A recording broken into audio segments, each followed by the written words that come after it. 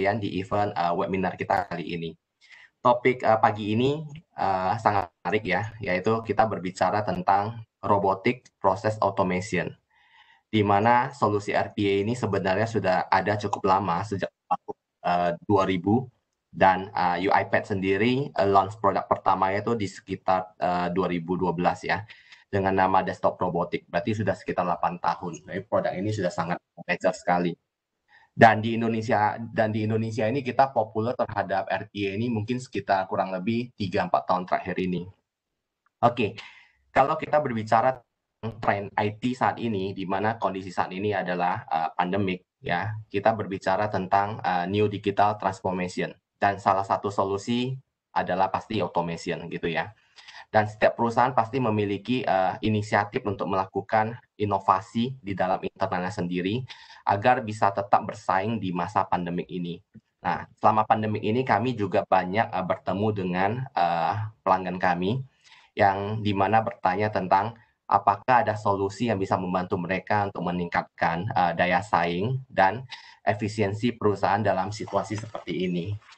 Nah, maka dari itu, dalam kesempatan kali ini kami mengambil topik ini karena kami percaya dengan tools RPA ini bisa membantu setiap perusahaan untuk mencapai efisiensi tersebut, serta dapat membantu karyawan yang bekerja di perusahaan tersebut untuk lebih cepat dan tepat dalam melakukan pekerjaan yang repetitif, sehingga memiliki waktu yang tersisa untuk digunakan untuk pekerjaan yang lebih penting dan strategik. Jadi hampir di semua departemen di setiap perusahaan itu bisa melakukan efisiensi dengan menggunakan tools RPA ini. Oke, webinar kita kali ini adalah untuk menjelaskan RPA itu sendiri dan beberapa use case yang akan kita paparkan untuk menjadi contoh di perusahaan Bapak Ibu sekalian. Mungkin bisa menjadi contoh ya. Jika ada pertanyaan bisa langsung ditanyakan via chat atau hubungin account manager kita, sehingga kita mungkin bisa lakukan suatu assessment lebih dalam, bahkan POC di perusahaan Bapak Ibu sekalian. Oke, mungkin dari saya cukup sekian. Tentunya saya berharap webinar kali ini bisa memberikan banyak manfaat bagi Bapak Ibu sekalian. Oke, dari saya cukup sekian. Terima kasih. Devi. Ya, oke, thank you Pak Jervi untuk sambutannya. Kita lanjut ke Pak Peter Haryanto untuk Partner Manager UiPath. Pak Peter, kita persilahkan. Halo, bisa dengar suara saya? Ya, bisa Pak. Oke, selamat pagi semua. Assalamualaikum warahmatullahi wabarakatuh. Salam sejahtera buat kita. Tentunya teman-teman BK untuk acara webinar hari ini. Perkenalkan, nama saya Peter Haryanto. Saya selaku Channel Manager untuk UiPath Indonesia. Kebetulan teritori saya memang bukan cuma Indonesia. Kebetulan saya handle-nya negara Vietnam juga. Jadi ada 2 negara di teritori saya. Untuk webinar kali ini mungkin saya mau kasih teman-teman update juga bahwa sekarang UiPath adalah salah satu tools RPA ada di Leader Gartner ya. Nah, kenapa di Leader Gartner? Nah, ada beberapa saya akan sebut. Satu alasannya adalah tools-nya UiPath ini sangat mudah untuk digunakan ya, easy to use. Itu pertama. Kedua adalah kita bisa scale untuk proses-proses yang membutuhkan pekerjaan yang volumenya sangat tinggi ya. Jadi easy to scale ya. Itu kedua.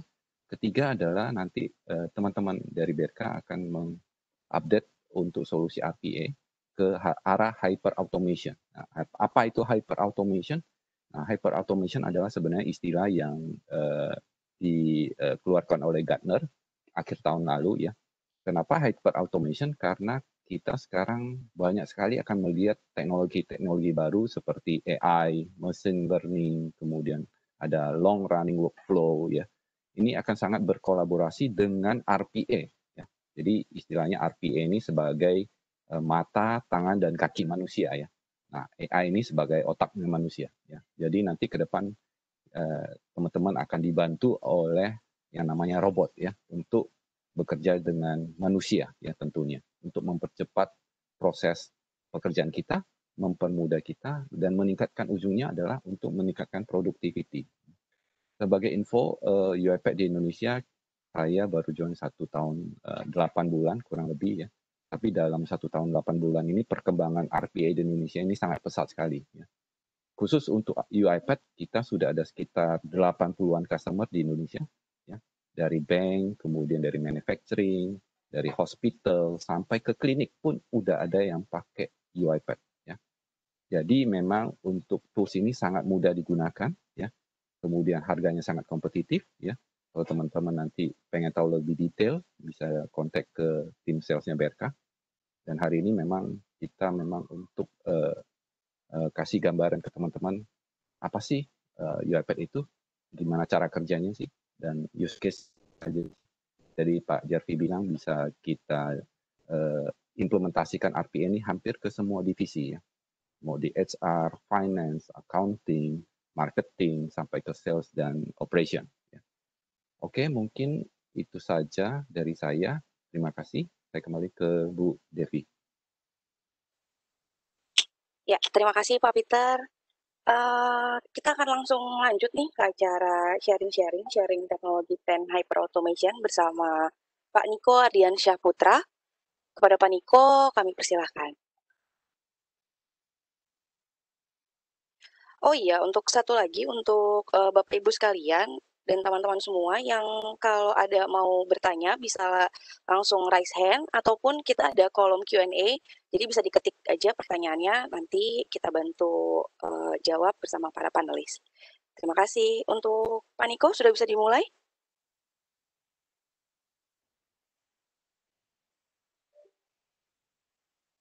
Bisa Devi, terima kasih. Selamat pagi Bapak Ibu sekalian, perkenalkan Niko Ardiansyah Putra sebagai Senior Alliance Manager di PT BRK Hardaya Perkasa. Terima kasih telah meluangkan waktu untuk Bapak Ibu bisa webinar kami hari ini. Semoga Bapak Ibu sekalian dalam keadaan sehat, semoga kita semua tetap sehat dalam kondisi pandemik yang sekarang ini sedang kita lalui. Semoga kita bisa lalui bersama dan yang paling penting semua sehat dan ini semua tetap lancar. Nah, melanjutkan dari opening speech Bapak JRV dan Bapak Peter, perkenankan saya untuk hari ini bisa sharing sedikit tentang UiPath. Jika dilihat dari judul presentasi saya hari ini tentang Let's Accelerate Digital Transformation. Kita sudah sering dengar dalam belakangan ini tentang digital transformation. Nah, sebenarnya kita jika ingin memulai digital transformation itu bisa mulai dari mana? Itu yang jadi pertanyaan besar banyak company saat ini. Kita harus mulai dari mana? Kemudian bagaimana prosesnya untuk melakukan digital transformation? Yang paling penting dari digital transformation adalah bukan sekedar hanya teknologi, tapi paling penting dari digital transformation adalah dari sisi human-nya. Kalau kita bicara dari sebuah company, yang paling penting adalah dari sisi bagaimana manusia bisa memiliki engagement yang sangat baik kepada perusahaan, sehingga kontribusinya tidak hanya untuk melakukan pekerjaan repetitif saja. Tapi yang paling penting diharapkan dari setiap karyawan adalah berkontribusi dalam ide, pikiran, dan juga pengembangan diri mereka. Nah, kalau kita lihat dari semua company yang ada, core priority dari setiap company itu sama. Yang pertama adalah bagaimana company bisa meningkatkan pendapatan, tapi dari sisi pengeluaran kita bisa kurangi, spendingnya bisa kita kurangi. Yang kedua adalah bagaimana company bisa memberikan pelayanan terbaik terhadap customer-nya, sehingga customer akan melakukan repeat order ataupun nama brand dari sebuah perusahaan itu menjadi sangat baik. Yang ketiga yang tadi saya sudah sebutkan adalah company ingin engagement dari setiap karyawan itu selalu meningkat. Ada ide-ide baru dari karyawan untuk bisa menghasilkan revenue yang lebih baik ataupun customer satisfaction tadi. Dan yang terakhir, yang sangat penting juga adalah bagaimana company bisa mengurangi resiko-resiko dan comply terhadap semua peraturan dan compliance yang ada yang di perusahaan ataupun pemerintah. Nah, ini adalah 4 core priority yang diharapkan dari company. Lalu bagaimana kita bisa melakukan itu? Tadi yang sudah saya jelaskan dengan melakukan digital transformation. Lalu apa hubungannya dengan UiPath, dengan automation, dengan RPA?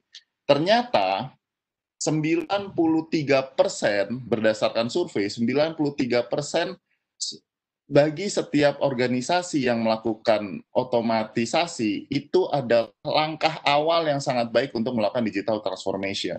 Karena apa? Karena RPA tadi sudah disebutkan oleh Pak Peter, bahwasannya RPA itu dapat menggantikan tangan dan matanya manusia dalam mengerjakan pekerjaan repetitif.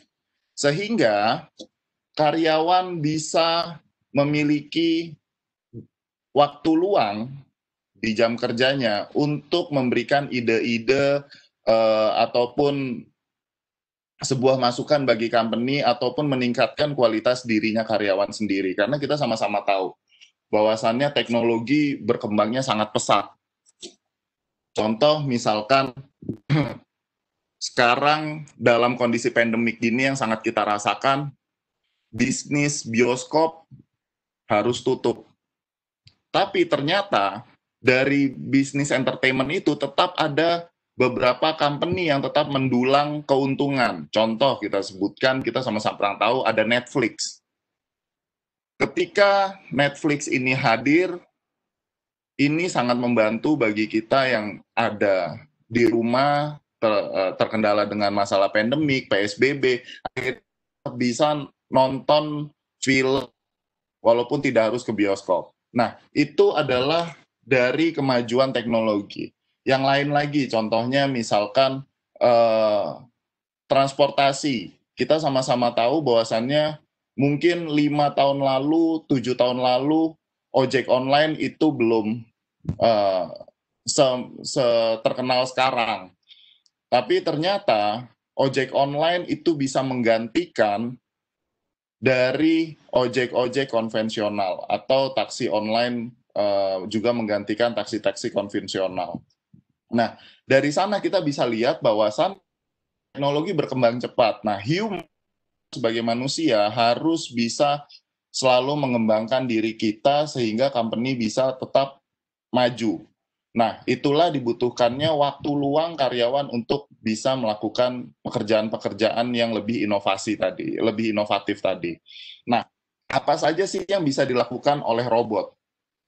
Jika kita lihat, robot RPA ini yang dari UiPath itu bisa melakukan yang pertama login ke any application. Jadi kalau di sini Bapak Ibu misalkan punya sistem ERP, robot itu bisa secara secure login ke aplikasi ERP yang Bapak Ibu miliki. Contoh yang paling terkenal misalkan kita sama-sama tahu SAP. UiPath bisa bekerja dengan baik dan terintegrasi dengan baik dengan aplikasi SAP. Kemudian UiPath juga memiliki connection ke sistem API. Berikutnya UiPath juga bisa memindahkan files dari satu folder ke folder lain, contohnya. Atau misalkan mengcopy dari network drive ke local drive. Itu bisa dilakukan oleh UiPath. Mengekstrak dokumen PDF, email, dari email pun bisa dilakukan. Jadi jika Bapak Ibu dapatkan email dengan attachment, misalkan contoh invoice dari vendor ataupun dari distributor ataupun dari vendor yang lain, mereka kirimkan invoice dari email. Nah, attachment invoice tersebut bisa di-download otomatis, kemudian disimpan di folder yang Bapak Ibu inginkan, dilakukan oleh robot. Kemudian read-write ke database, open email attachment yang tadi saya sudah sebutkan, scraping data dari website, dan melakukan kalkulasi. Nah, diharapkan dengan menggunakan RPA ini, outcome-nya bagi customer adalah yang pertama, accelerate bisnisnya sendiri, revenue-nya. Diharapkan ini bisa dari digital transformation. Kemudian bisa mengurangi resiko dari compliance. Jadi kita sama-sama tahu kalau misalkan kita bicara soal compliance, itu ada audit. Nah, dari robot RPA ini kita bisa ambil log-nya untuk dijadikan laporan audit juga. Customer experience. Karena perusahaan dapat bergerak dengan cepat, kemudian bisa memberikan pelayanan yang lebih baik kepada customer, akhirnya customer satisfaction-nya meningkat. Dan yang terakhir adalah satisfaction dan engagement. Otomatis ketika karyawan itu memiliki kinerja yang lebih baik, memiliki ide-ide yang sangat bagus, punya inovasi yang baik juga bagi company, otomatis jabatan, pekerjaan, dan paling penting adalah salary dari karyawan bisa meningkat. Nah, kalau kita bicara soal UiPath sendiri, komponennya ada apa aja? Komponen dari UiPath itu, yang pertama ada yang namanya studio. Jadi, ketika si robot ini akan melakukan pekerjaan yang diperintahkan, sebelumnya si robot ini harus diberikan pekerjaannya. Nah, untuk meng-create pekerjaan-pekerjaan yang akan robot atau tugas-tugas yang akan dilakukan oleh robot, manusia akan membuat tugasnya secara terperinci dengan menggunakan studio. Sebentar saya ganti laser pointer. Nah, akan menggunakan studio. Nah, studio ini akan digunakan oleh RPA developer. Jadi kalau misalkan kita biasa dengar ada web developer, application developer, nah sekarang ada pekerjaan baru lagi namanya RPA developer. RPA developer ini yang akan meng-create tugas-tugas dari si robot yang sebelumnya sudah di-define secara terperinci. Nah, ketika tugas-tugas itu sudah dibuat, dijadikan satu file, maka tugas-tugas tersebut akan di-input ke dalam robot dari si UiPath. Nah, kemudian robot ini akan bekerja tugas yang diperintahkan atau sudah diinjek ke mereka. Nah, robot-robot ini itu bisa di-manage centralized menggunakan yang kita sebut adalah orchestrator. Jadi fungsi orchestrator ini adalah untuk memanage robot, memanage tugas-tugas robot yang sudah kita buat. Nah, selain itu, tidak hanya 3 komponen ini, banyak sekali customer yang merasa puas dengan kinerja robot. Akhirnya mereka ingin robot ini melakukan pekerjaan-pekerjaan repetitif lainnya yang biasanya hanya misalkan contoh si robot ini membantu HR. Nanti saya detailkan beberapa pekerjaan yang bisa dilakukan oleh robot. Jadi si robot-robot ini si human kita sebagai karyawan perusahaan puas dengan kinerja robot. Nah, biasanya perusahaan ingin ada beberapa pekerjaan lain yang bisa diotomatisasi. Nah, sayangnya ada beberapa pekerjaan yang mungkin tidak bisa di-define secara terperinci. Maka, UiPath menyiapkan tools yang disebut dengan Process Mining Automation Hub. Ini fungsinya adalah untuk meng-capture pekerjaan repetitif apa saja yang bisa kita RPA-kan. Pekerjaan repetitif apa saja yang akan menjadi lebih efektif dan efisien ketika diotomatisasi. UiPath sudah siapkan tools-nya. Kemudian, dari UiPath juga menyiapkan yang namanya Action Center, kemudian bisa engage tadi Pak Pak Peter sudah sampaikan, kita nggak bicara hanya soal automation, tapi kita sebut dengan hyper automation. Nah, UiPath itu bisa collaborate dengan berbagai tools AI, chatbot, dan yang lainnya. Yang terakhir adalah insight. Insight ini menjadi penting bagi sebuah company yang sudah menerapkan automation begitu banyak. Nah, fungsinya adalah untuk melihat seberapa efektif dan seberapa efisien kinerja dari robot yang sudah kita implementasi. Nah, ini semua adalah tools yang diberikan oleh UiPath untuk membantu melakukan otomatisasi sehingga kita bisa menerapkan digital transformation ke depannya. Nah, kalau mau tahu gimana sih bentuknya studionya sendiri, bagaimana si RPA developer itu bisa melakukan otomatisasi, kita bikinnya bagaimana. Nah, ini adalah tampilan sederhana. Nanti Bapak Aditya akan demokan lebih detail tentang RPA dari UiPath ini. Nah, ini adalah tampilan dari RPA Studio. Jadi kalau dilihat, ini adalah RPA Studio dari UiPath. Bentuknya bukan lagi coding base, tapi kita tinggal drag and drop aja. Misalkan kita mau perintahkan si robot untuk melakukan klik atau open web browser, semua dilakukan secara drag and drop. Nah, berikutnya, robot dari UiPath ini ada beberapa tipe. Ada yang bentuknya attended dan unattended. Perbedaannya apa antara attended dan unattended? Jadi kalau misalkan yang attended robot, itu ketika robot akan melakukan tugasnya, harus di-trigger oleh karyawan. Jadi karyawan harus men-trigger robotnya, klik robotnya, maka si robot akan jalan, RPA-nya akan jalan untuk melakukan tugasnya. Nah, yang unattended itu robot berjalan otomatis, full otomatis tanpa perlu ada trigger dari manusia. Jadi kita bisa perintahkan robot untuk bekerja 24x7. Dan pekerjaan dari robot ini, robot itu tidak hanya melakukan satu tugas. Kita bisa buat si robot untuk melakukan beberapa tugas sekaligus. Beberapa tugas secara serial. Jadi contoh misalkan si robot kita terapkan di procurement. Nah, robot kita tugaskan pertama adalah untuk create PO misalkan. Setelah si robot selesai mengerjakan semua PO-nya, maka kita minta robot untuk mengerjakan laporan harian misalkan. Itu bisa dilakukan. Jadi robot ini ketika diimplement di satu PC atau notebook user, itu bisa melakukan beberapa pekerjaan.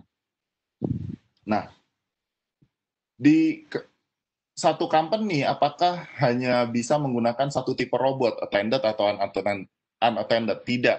Satu company bisa menerapkan beberapa tipe robot dengan tipe attended ataupun unattended. Itu yang kami sebut dengan hybrid. Jadi di sana ada robot yang tipenya attended dan unattended. Kemudian kalau kita bicara soal hyper automation itu tadi Pak Peter collaborate dengan AI dan lain-lain. Nah, ini adalah 4 skill dari UiPath dengan yang pertama adalah process understanding. Yang berikutnya ada visual understanding, ada conversational understanding, dan ada document understanding. Apa yang dimaksud dengan document understanding? Dengan document understanding ini, contoh misalkan begini. Ada pertanyaan dari customer, kalau misalkan saya mau mengautomate, menginput invoice dari vendor ke dalam sistem ERP saya, bisa atau tidak? Jawabannya bisa. Tapi bentuk invoice dari setiap vendor yang diterima itu pasti berbeda. Dari vendor A, mungkin nomor PO-nya ada di pojok kanan atas. Dari vendor B, nomor PO-nya ada di sebelah kiri.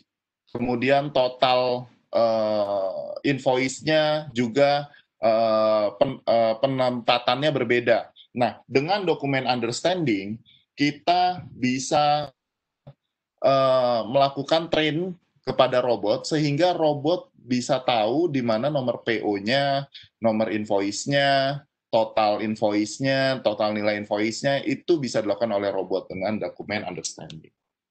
Nah, ini adalah beberapa skill tambahan yang bisa dilakukan dengan UiPath. Kemudian, jika company ingin, saya ingin menerapkan UiPath ini di company saya, berapa lama sih development-nya? Karena kita sama-sama tahu kalau misalnya kita bicara soal development, bikin web application ataupun application ERP dan lain-lain yang biasanya implementation-nya butuh waktu yang cukup lama. Apakah RPA juga akan seperti itu?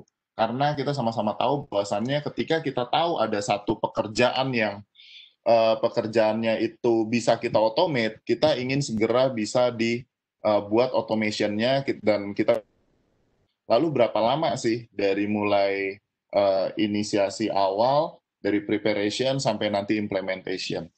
Jadi UiPath itu untuk kita melakukan implementation paling lama membutuhkan waktu 12 minggu. Itu sudah paling lama untuk satu proses.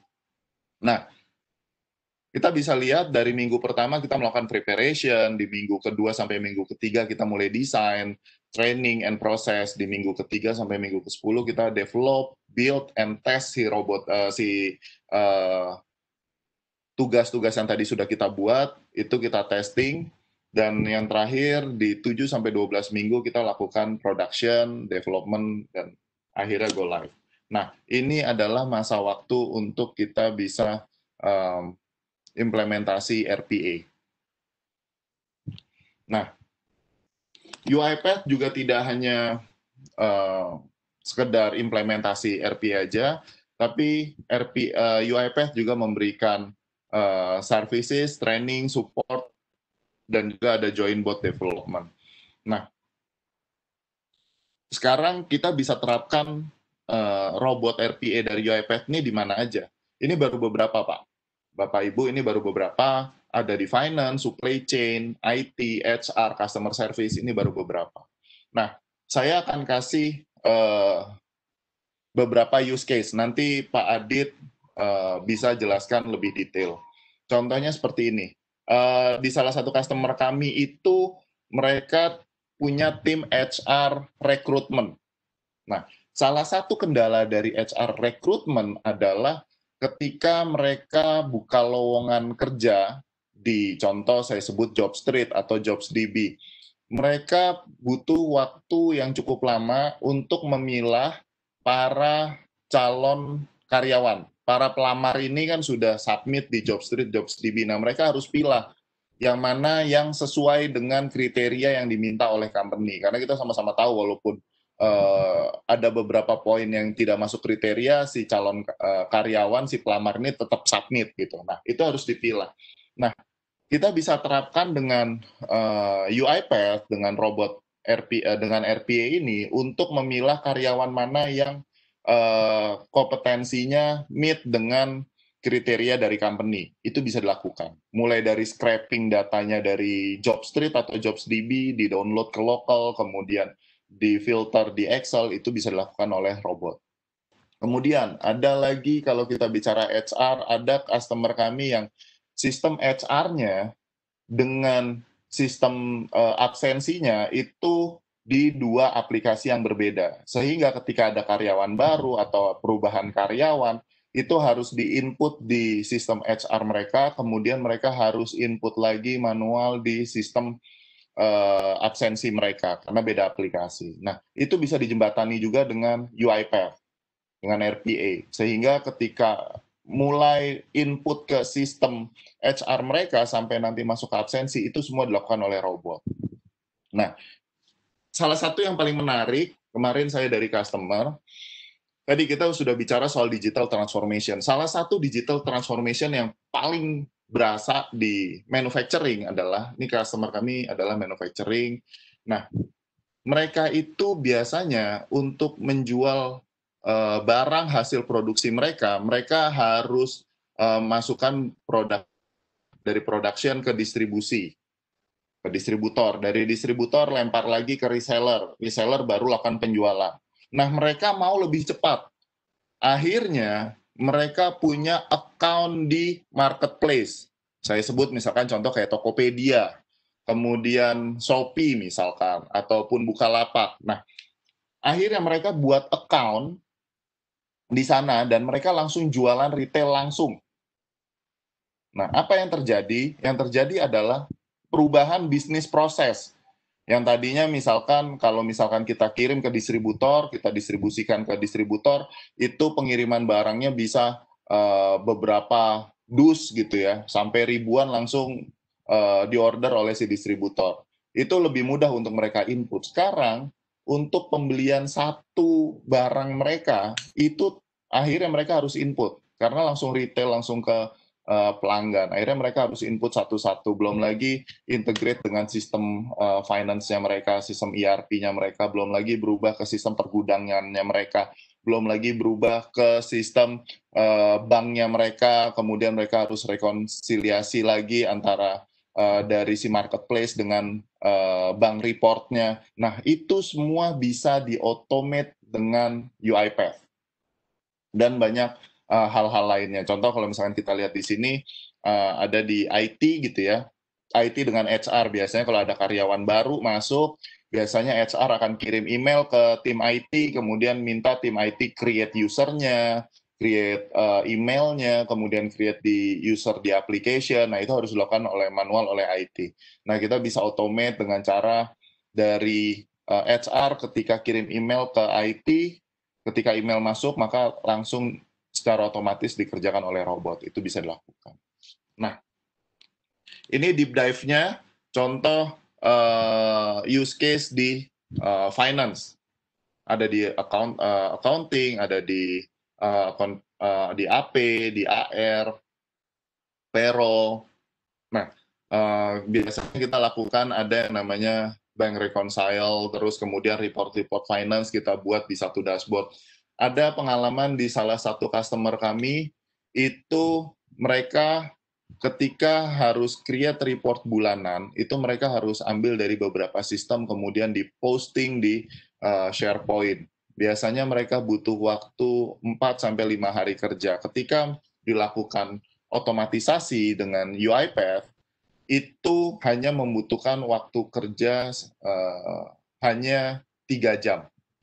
Jadi sebegitu efisiensinya ketika merubah dari yang konvensional ke otomatisasi.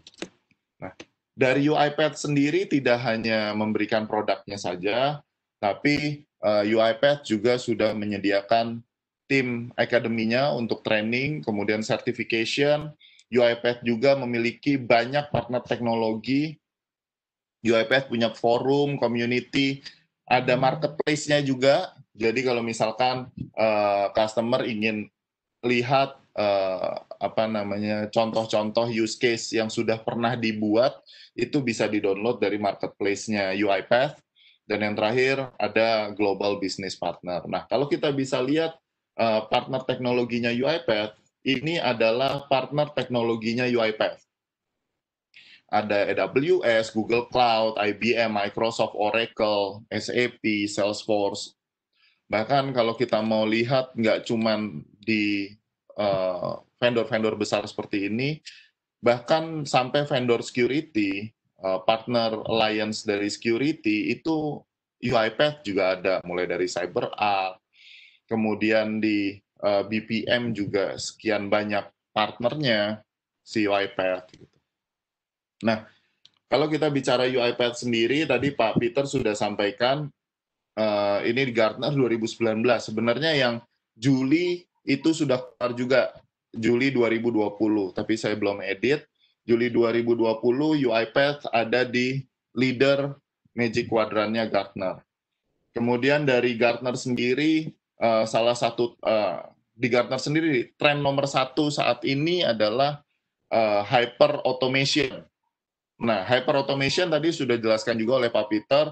Hyper automation itu adalah kolaborasi dari beberapa automation. Tidak hanya RPA, di dalamnya ada juga AI skill, machine learning, long running workflow, advanced analytic, native integration, juga proses mining. Nah, selain itu UiPath ada di Forrester juga, itu ada di Leader, kemudian di PeakMetrics juga UiPath ada di Leader, ini untuk proses mining, dan di Forbes 2019 UiPath jadi salah satu cloud 100 the world best cloud company. Itu saja dari saya, Bapak Ibu. Jika ada yang ingin ditanyakan, silahkan. Saya buka sesi tanya jawab, bisa di unmute langsung bicara atau bisa di kolom komentar. Dari saya sekian, terima kasih atas waktunya, selamat pagi.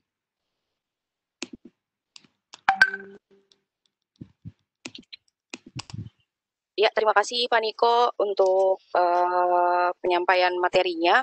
Ini kita di Q&A ada beberapa pertanyaan ya. Tadi sudah dibantu juga sama Pak Adit untuk menjawab. Dari Pak Wira, tadi sempat bertanya, apakah mungkin UiPath login ke web app dengan CAPTCHA?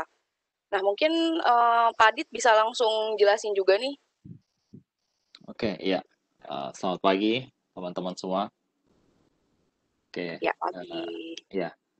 Jadi perkenalkan, nama saya Aditya Hachiro. Jadi saya technical manager di BRK. Mungkin saya go through one by one aja. Ada beberapa di Q&A yang saya udah jawab, saya udah typing, ada yang belum. Oke, karena banyak pertanyaannya ya. Oke, jadi yang pertama UiPath login ke web app dengan CAPTCHA. Basically CAPTCHA sendiri memang di-create untuk menghindari robot, gitu ya. Tapi ada workaround untuk mengatasi CAPTCHA. Normally salah satu workaround-nya kita biasanya integrasi dengan service berbayar kayak CapMonster atau ToCAPTCHA dan sebagainya, di mana kita bisa submit CAPTCHA dan dia akan kembalikan hasilnya. Nah, hasil ini yang akan diambil oleh RPA untuk di-input. Nah, cara kedua adalah normal yang kita lakukan di klien kita, normally kolaborasi antara robot dengan manusia. Jadi begitu robot akan memproses, dia buka website, dan ketika dia masuk ke tahap CAPTCHA, dia akan pause dan menotify user via email untuk melakukan input CAPTCHA. Nah, once CAPTCHA-nya udah dimasukin, nanti robot akan lanjutkan proses. Ini yang kita lakukan juga di salah satu klien kita. Oke, Mas Adit. Akan ada pertanyaan lagi nih dari Pak Wira. Apakah beberapa RPA skenario bisa berjalan bersamaan di waktu yang sama dalam satu mesin? Oke, sebentar, ada pertanyaan sebelumnya dari itu, Pak Sigit ya. Bagaimana limitasi hardware UiPath? Oh, sorry. Ya, betul, dari Pak Sigit. Kompatibel. Oke. Betul. Jadi quickly aja, UiPath itu hanya kompatibel di Windows. Jadi Hanya kompatibel di Windows gitu ya, Mas? Ya, software UiPath sendiri itu dia support hanya untuk Windows application dan web. Nah, jadi normally UiPath ini diinstal di Windows, nanti dia interaksi dengan web browser atau dengan desktop application. Oke. Saya tambahin sedikit. Jadi kalau misalkan, terus kemudian kalau misalkan di Linux gimana gitu, kan ada beberapa user yang mungkin mau tarik database atau report dari sistem Linux. Nah, untuk kondisi seperti itu, kita bisa lakukan si robot untuk menjalankan remote system ke Linux tersebut, kemudian di-automate di sana. Jadi robotnya tetap di Windows, kemudian akan running remote, misalkan kayak Putih atau Toad untuk nanti tarik dari si Linux system tersebut.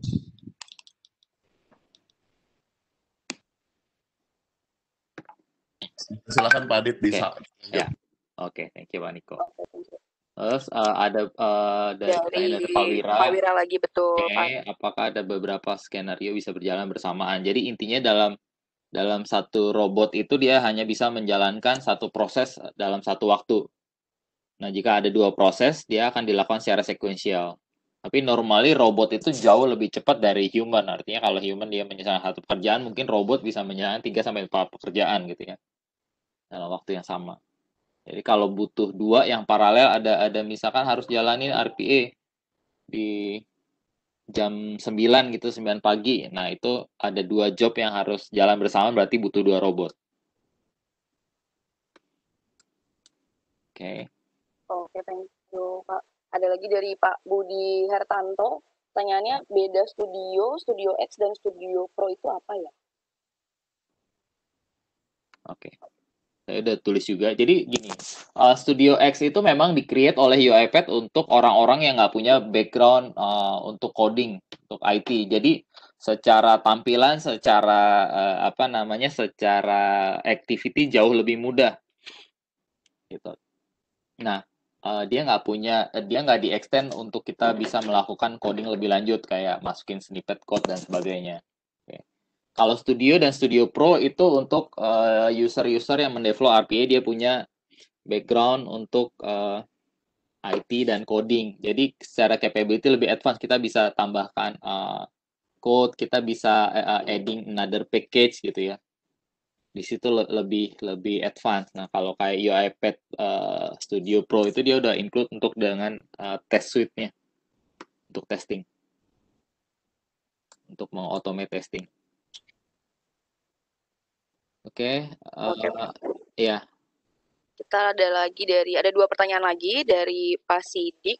Apakah bisa integrasi dengan server-side programming language? Jadi di sisi klien dibuatkan web UI, sedangkan di sisi server kita integrasikan dengan UiPath. Itu kira-kira gimana tuh, Pak?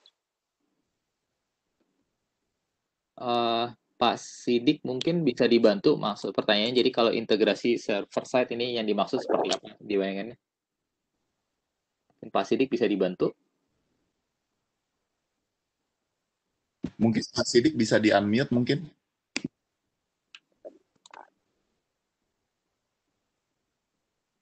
Oh, oke. Coba saya jawab aja ya. Jadi basically gini, kalau UiPath ini dia akan integrate sebagai RPA. Artinya kalau kita punya web application, nah UiPath ini dia akan mengautomate. Nanti saya akan demokan juga. Kita punya web, dia akan mengautomate data input dan sebagainya gitu.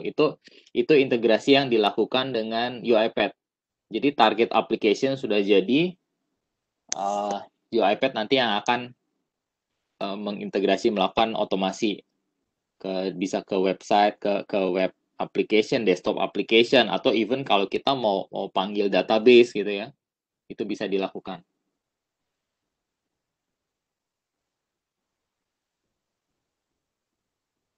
Pak Sidik, apakah sudah menjawab pertanyaannya?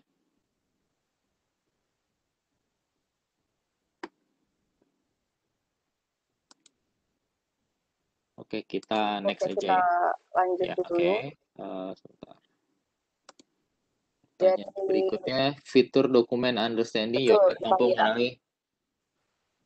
Jadi di UiPath sendiri nanti ada OCR yang memang bawaan produknya dari UiPath itu dibanding dengan dokumen understanding gitu ya.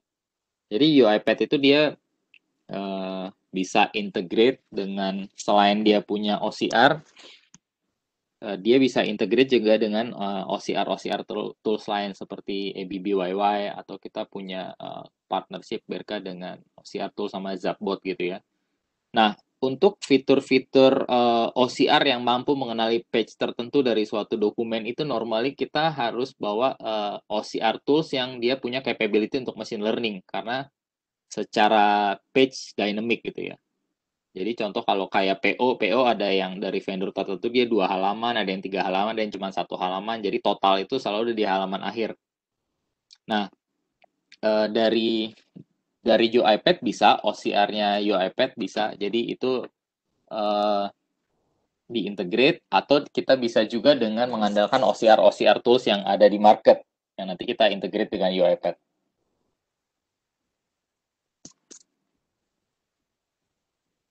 Oke. Kemudian pertanyaan dari Pak Sigit, ini Linux tadi. Halo? Iya, betul, Pak. Ya, Jadi oke. pertanyaan dari Pak Sigit. Pak Sigit ini tadi udah dijawab ya dengan Pak Niko. Jadi basically ya UiPath ini kita diinstal di Windows. Dia akan interaksi dengan desktop application. Nah, contohnya kalau misalkan kita mau integrasi dengan Linux, gimana? Bisa either menggunakan kayak SSA klien seperti putih itu yang kita automate atau dengan via scripting ya.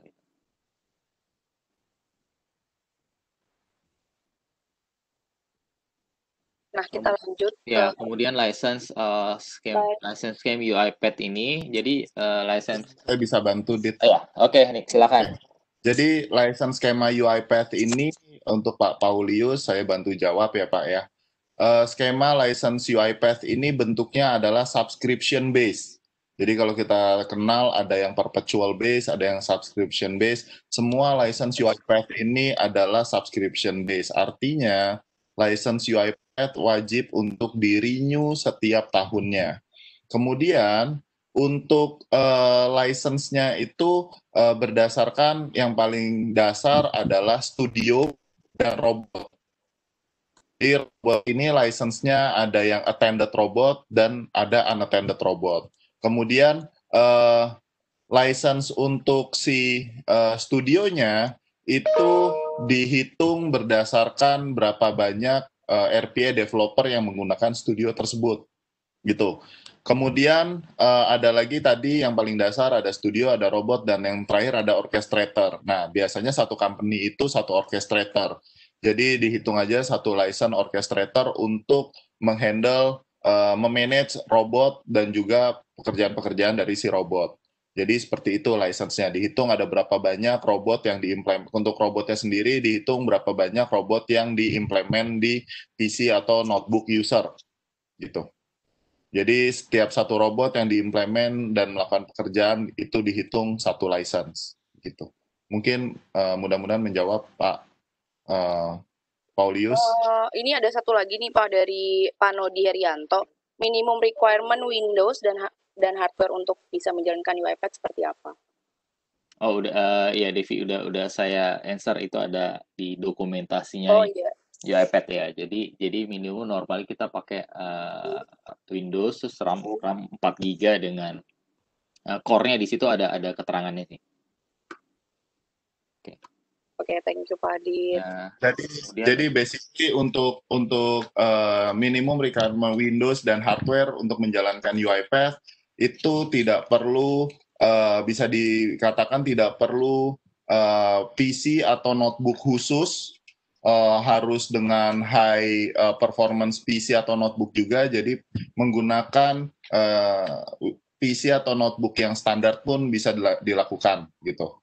Bahkan si robot ini juga ketika kita implementasikan, user tidak perlu menggantikan PC atau notebooknya. Sekarang rata-rata setiap company sudah menggunakan Windows 10 gitu ya.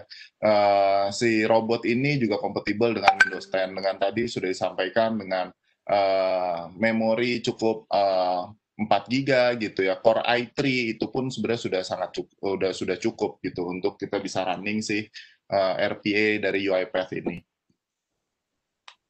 Silakan dilanjutkan Pak Dut. Oke, kemudian pertanyaan dari Pak Andri, untuk develop dan running RPA apakah cukup menggunakan satu tool? Jadi gini, untuk mendevelop itu kita menggunakan UiPath Studio. Oke, dan kemudian untuk merunning itu tadi seperti Pak Niko jelaskan, kita menggunakan UiPath Robot. Jadi robot itu ada yang attended, ada yang unattended.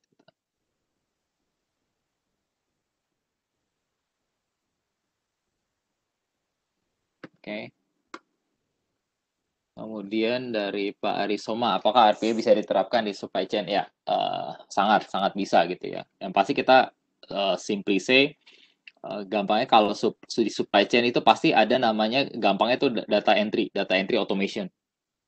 Nah, data entry itu pasti di any kind of supply chain process itu pasti ada data entry. Either kita mengintegrate via database, atau kita misalnya contoh kita akan menginput dari aplikasi yang berbeda, itu kita bisa automate. Atau another case kalau kita misalkan connecting ke ADI integration dengan third party, dan itu kita menginput ke sistem kita, itu bisa dilakukan automation di sisi itu. Terus kemudian juga another sample kalau kayak misalkan initiating kayak purchase order, kita mau mau initiate purchase order, itu kan ada beberapa tahapan proses dengan antar screen di mana data ini kita masih grab datanya dari screen lain atau dari another application gitu ya. Biasanya orang menginputkan ke screen untuk initiate purchase order. Nah, itu salah satu contohnya. Jadi banyak sih di sisi di order management. Jadi basically di supply chain itu di mana ada proses manual yang biasanya membutuhkan bridging atau interfacing orang yang melakukan, itu kita bisa lakukan automation.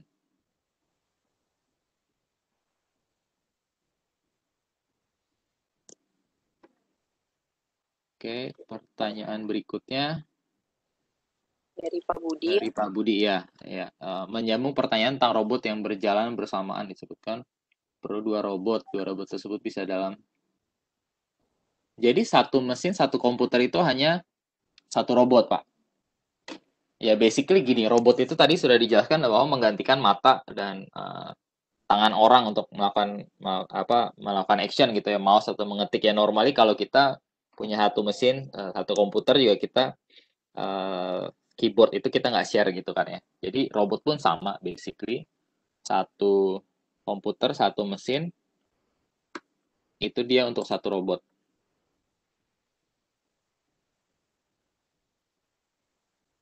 Kemudian dari Paulius Setiawan, oke, UiPath ini on cloud atau on premise ya. Basically bisa dari dua-duanya. Jadi UiPath ini bisa on premise, bisa. Jadi mulai dari orkestrator, studio, dan robot itu diinstal di on premise, atau kita mau hybrid seperti mungkin orkestratornya itu ada di cloud. Itu juga bisa.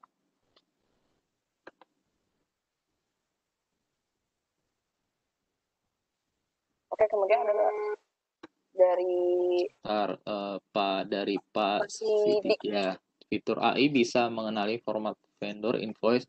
Jadi gini, kalau format vendor invoice yang beragam itu normally kita selalu butuh namanya OCR tools. OCR tools yang di market sendiri ada beragam sih. Jadi OCR tools di mana dia nggak punya capability machine learning. Simply based kalau kayak dia hanya mengenali karakter yang ada di dokumen. Contohnya kalau misalkan kayak KTP gitu ya. Kalau KTP itu kita kan udah tahu, udah pasti nama di mana, alamat di mana gitu ya. Jadi tugasnya OCR hanya membaca, itu bisa. Nah, kalau OCR yang membutuhkan OCR yang membutuhkan PO mengenali dokumen-dokumen yang beragam ya, kayak tadi kita contohkan PO itu bisa 2 halaman, bisa 3 halaman, itu butuh OCR yang mengenali machine learning. Nah, itu bisa diintegrate dengan OCR yang ada di market seperti ABB YY gitu ya, atau kita BRK juga kita punya solusi sendiri gitu ya untuk OCR ini bot. Nah, yang ini mungkin saya agak pertanyaan dengan three-way matching ya. Three-way matching ini apakah yang dimaksud dengan proses rekonsiliasi? Pak Sidik, saya coba jelasin. Jadi kalau bayangan saya ini three-way matching ini adalah proses rekonsiliasi. Nah, proses rekonsiliasi itu bisa dilakukan oleh UiPath, artinya gini, biasanya apa yang matching yang dilakukan oleh orang. Pak Sidik sempat jawab nih, membandingkan value dari PO, invoice, dan receiving. Oh, oke. Jadi kalau PO, invoice, dan receiving ini dokumen base, artinya kita perlu tools OCR, oke. Kalau itu udah Excel atau text base ya, dengan UiPath saja itu bisa cukup. Nah, kemudian untuk membandingkan value adalah selama ada key dari ketiganya untuk mengcompare, itu bisa dilakukan. Jadi contoh di PO itu mungkin ada kode item atau transaction number gitu ya. Atau apapun yang key yang kita bisa jadikan reference, itu bisa. Tapi kalau tidak ada key-nya, Itu artinya membutuhkan satu tools lain. Biasanya normally di market ada tools untuk rekonsiliasi financial recon gitu ya. It's another solution. Kita BRK juga ada untuk ini. Tapi itu di luar RPA karena dia normally dia nggak ada key-nya, butuh human intuition.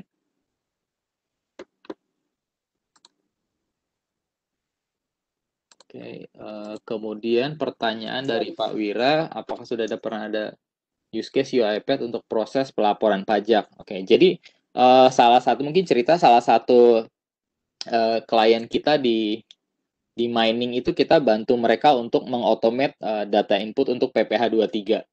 Jadi yang selama ini tadinya orang harus melakukan buka aplikasi dari sistem internal mereka, data-data ini mereka inputkan manually di webnya e-bukti potong pajak, Dirjen Pajak, DJP online ya. Itu webnya pajak gitu ya. Nah, itu kita bantu klien kita untuk melakukan automation data input itu. Nah, untuk proses PPh 23 itu yang kita lakukan sih.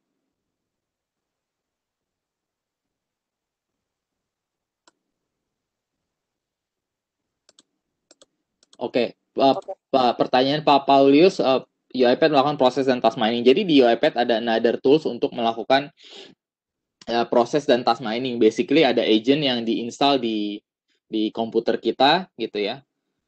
Nanti user itu kerja aja as if seperti biasa lah gitu ya. Nanti dari situ UiPath dia akan menggrab action yang dilakukan itu, dia kemudian dia kirim datanya untuk untuk dianalisa. Oke, proses mana yang bisa dijadikan automation itu untuk task mining.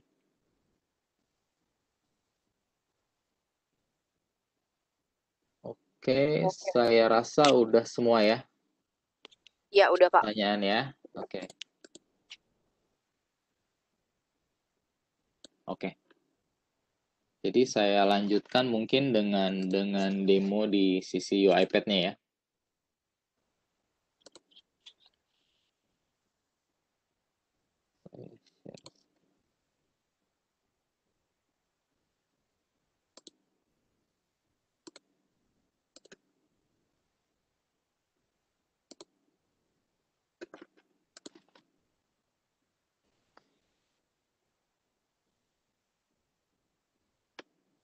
Oke, Devi saya lanjut aja Devi ya. Ya, lanjut Pak Adit. Oke. Jadi di sesi sekarang tadi Pak Niko udah jelaskan sebenarnya RPA secara high level seperti apa, implementasi seperti apa, dan briefly pengenalan di UiPath. UiPath tuh produknya ada apa aja. Jadi di sesi kali ini saya akan go deep more on technical. Jadi akan ada nanti UiPath demo, kita show UiPath-nya seperti apa sih gitu ya, mungkin tak kenal maka tak sayang. Nah, kemudian mungkin kita cerita juga RPA use case, ada beberapa use case yang kita bantu klien kita untuk melakukan automation, dan mungkin ada use case apa yang kita bisa lakukan.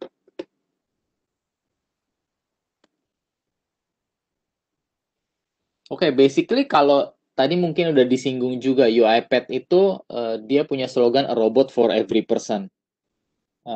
Mungkin di pagi juga Pak Peter udah singgung juga, UiPath is very easy to use. Jadi karena memang visinya adalah UiPath pengen satu robot itu untuk satu orang. Jadi robot ini bisa digunakan dengan sangat mudah, bisa kolaborasi apa yang pekerjaan-pekerjaan, mungkin pekerjaan yang repetitif, yang tedious, yang tadinya harus dihandle orang, itu kita bisa kasih ke robot sehingga ada kolaborasi, dan apa yang di-automate oleh robot itu mempercepat pekerjaan manusia secara end to end gitu ya.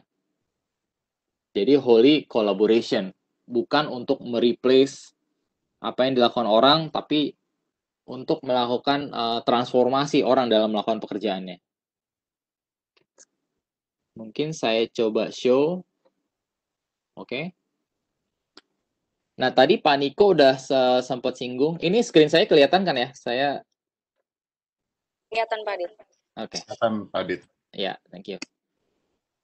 Jadi Pak Niko sempat singgung ada UiPath Studio. UiPath Studio itu tools untuk developernya ya.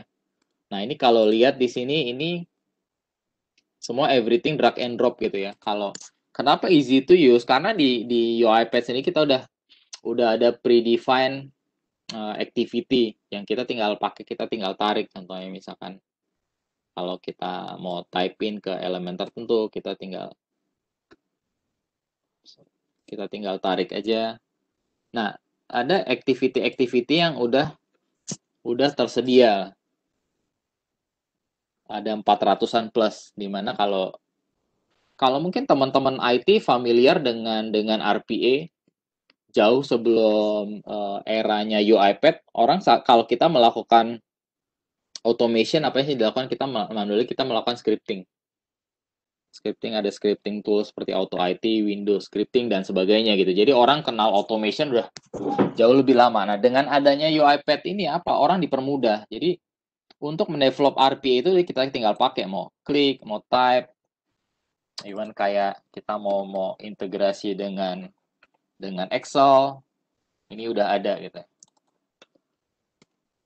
Dan ditambah activity-activity ini kita bisa expand. Jadi kalau tadi Pak Niko sempat singgung juga di UiPath itu ada community-nya. Jadi banyak juga orang yang di community dia mendevelop custom activity. Misalkan contohnya kalau kayak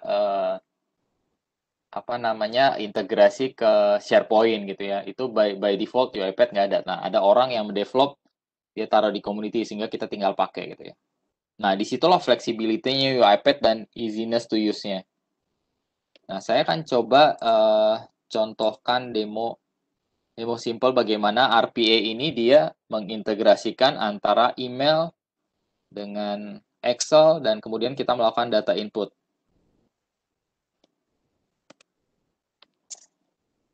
Jadi, contohnya kita punya web application seperti ini.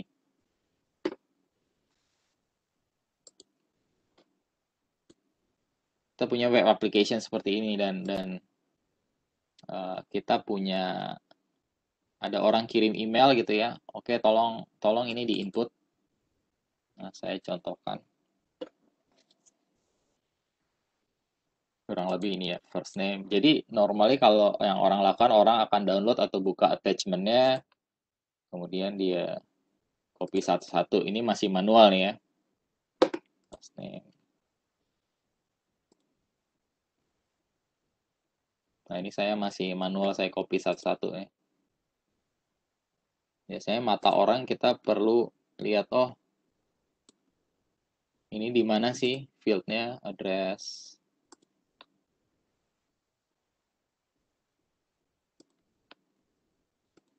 Mungkin kalau teman-teman ada yang hitung gitu ya, berapa lama, mungkin roughly itu sekitar 3,5 menit sendiri saya melakukan baru satu data. Dan sebagainya. Nah, saya akan tunjukkan bagaimana RPA dapat mempermudah pekerjaan kita, di mana RPA dia akan baca email ini secara otomatis, kemudian dia download datanya, dia buka, dan dia lakukan data input. Jadi dia akan download ke folder ini. Nah, ini udah predefined job.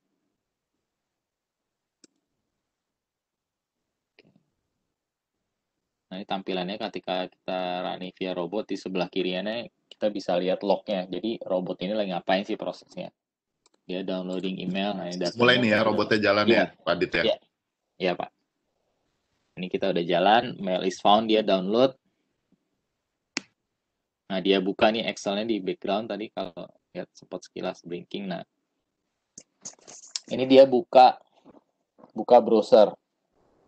Nah, even UiPath bisa secara intelijen, dia akan take action ketika browser ini fully loaded. Nah, ini udah mulai nih, secepat ini robot gitu ya, untuk melakukan data input. Even contoh di sini dia halamannya bisa berubah-ubah lokasinya. Nah, UiPath bisa mengenali elemen ini secara tepat, dia di mana, ada di mana. Nah, even case yang ini tombol submit-nya malah nggak kelihatan ya di bawah. Dia tetap bisa klik. Jadi itu posisi address, last name, email berubah semua ya Pak Dit ya, setiap submit ya? Betul, betul, betul. Jadi bahwa UiPath ini dia nggak melakukan based on koordinat, tapi dia bisa mengenali dengan tepat oh elemen mana sih yang saya harus lakukan interaksi.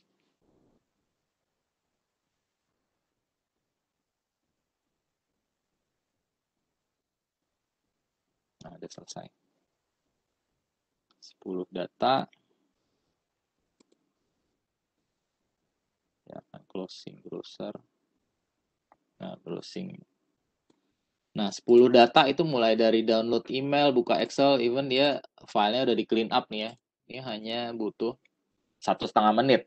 Bayangkan bandingkan dengan orang tadi saya input itu satu data aja mungkin sekitar setengah menit gitu ya. Nah, disinilah kita bisa manfaatkan capability RPA, artinya untuk speed up proses kita. Jadi kalau ada task-task yang sebenarnya kita tahu rule-nya jelas bahwa untuk melakukan itu apa sih kita buka email yang mungkin subjeknya kita udah standardize atau dari orang tertentu gitu ya. Dan kedua, ini harus jelas harus download email Excel ini dan baca Excel ini dimasukkan ke field tertentu. Nah, sebenarnya kan pekerjaan ini nggak susah ya, tapi takes time. Kalau orang yang melakukan takes time. Nah, dengan adanya robot, pekerjaan-pekerjaan seperti ini kita bisa deploy robot sehingga orang bisa melakukan pekerjaan yang lebih strategis gitu ya. Pekerjaan-pekerjaan yang tedious berulang ini kita kasih ke robot. Nah, saya contohkan gimana sih cara dia mendetek.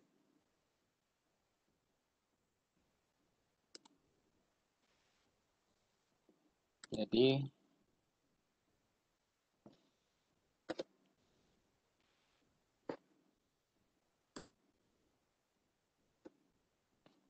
it's so easy gitu ya.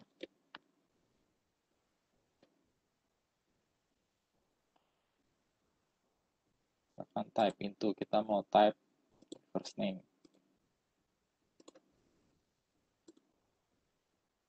Nah, ini kalau di setiap elemen yang di-highlight oleh UiPath ini artinya dia bisa dikenali oleh UiPath. Jadi type into,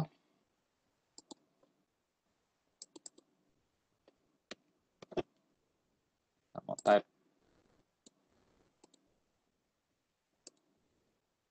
Nah, itu yang tadi kita type udah geser.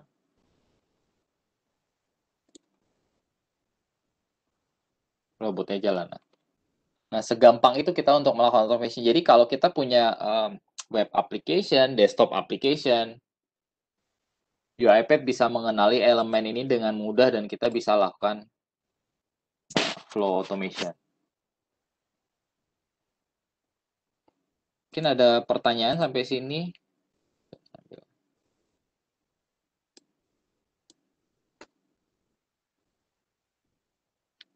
Ada pertanyaan nih Pak dari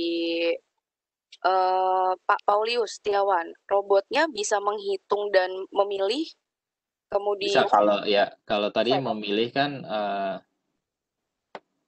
memilih kita bisa apa namanya ya tadi memilih ya komponennya apa, kalau menghitung ya kita bisa punya ada capability untuk kita melakukan satu formula, misalkan kita punya variabel. kemudian Ya, di sebentar ya. Oke. Ya, let me. Oke.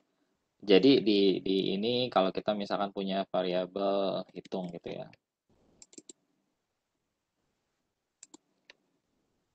Nah, hitung kita bisa define. Nah, ini cara kita di iPad melakukan perhitungan ya 1+1. Nah, ini cara kita melakukan formula. Jadi sangat fleksibel.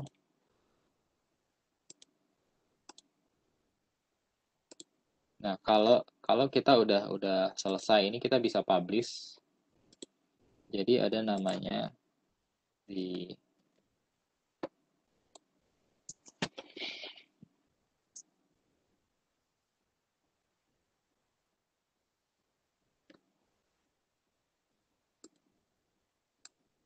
Nah, ini tampilan robotnya, artinya Once misalkan kita udah jadi, kita mau deploy. Kita publish.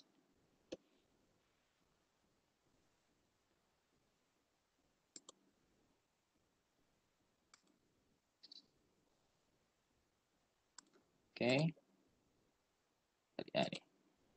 Nah, ini udah muncul di sini. Jadi kalau mau jalanin nggak perlu studionya kalau di robot. Jadi normally yang kita lakukan studio itu ada di laptopnya developer atau PC lah tempat developer bekerja. Once udah jadi, kita deploy robot di production robot.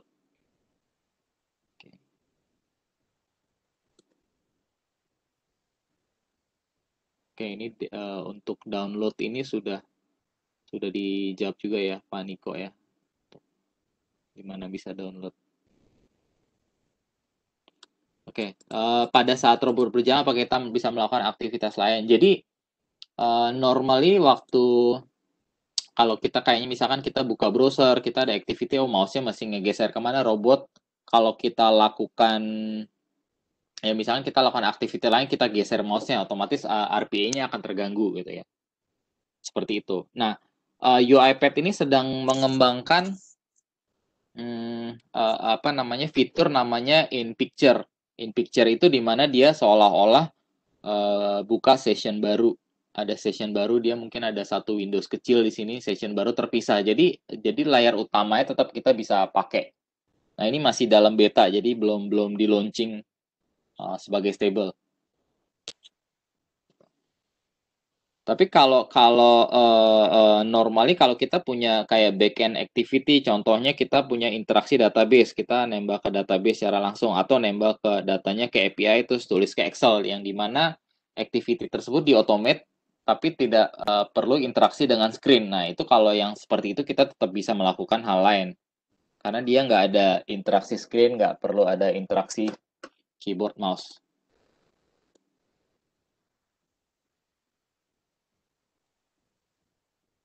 Oke, ya udah dijawab juga ya, Pak Niko, picture in picture.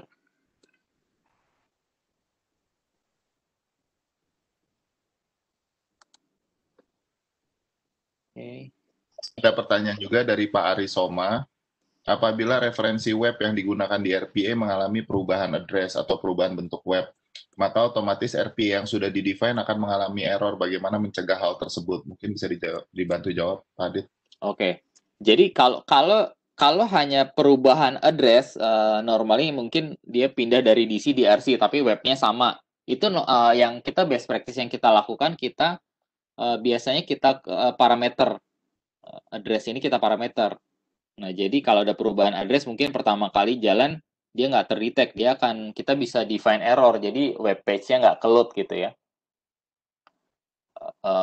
Nah, kalau misalkan ini another case adalah webnya sendiri yang berubah, dia naik versi, mungkin tadi posisi tombolnya atau elemennya berubah. Nah, kalau itu pasti secara RPA akan berubah. Jadi normally makanya kita selalu pilih yang di RPA-kan itu sistem-sistem yang memang sudah stabil.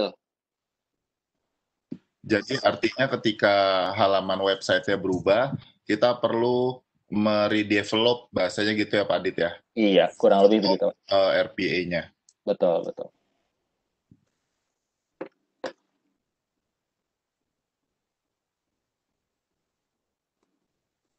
Di developer manggil robot lain, saya kurang ngerti pertanyaannya. Jadi gini, basically kalau di developer itu dia punya robot engine di belakangnya. Ya mungkin kalau di developer bukan manggil robot lain, tapi dia bisa manggil proses gitu ya. Tapi robot yang dia panggil hanya robot yang di sini. Tapi dia bisa manggil proses lain. Adit, mungkin bisa dikasih lihat robot kayak gimana bentuknya? Ada nggak di laptop sini? Robot yang tadi Pak Niko, yang udah ya.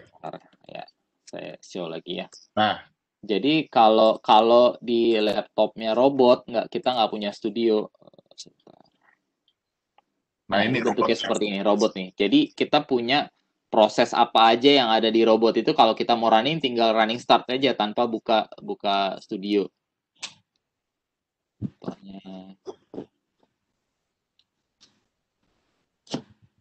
Oke, jadi semua listnya di sini, dan Di sini UiPath ini juga di UiPath Assistant dia bisa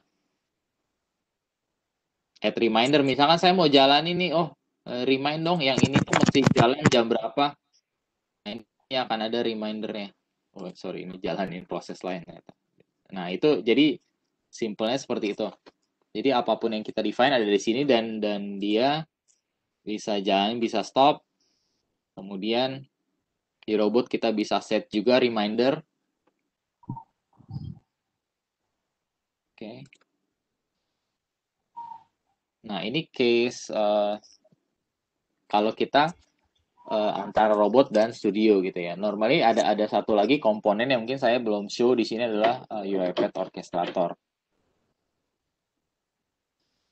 Oke, ada pertanyaan mungkin sebelumnya dari Pak Paulus. Jadi robot ini adalah kalau kita bahasanya RPA, robot ini adalah engine atau mesin yang mengeksekut RPA, itu robot. Jadi kayak tadi kita misalnya buka apa namanya, buka website, terus buka email, yang mengeksekut itu robot. Nah, prosedur atau function itu kita biasanya bilang RPA flow.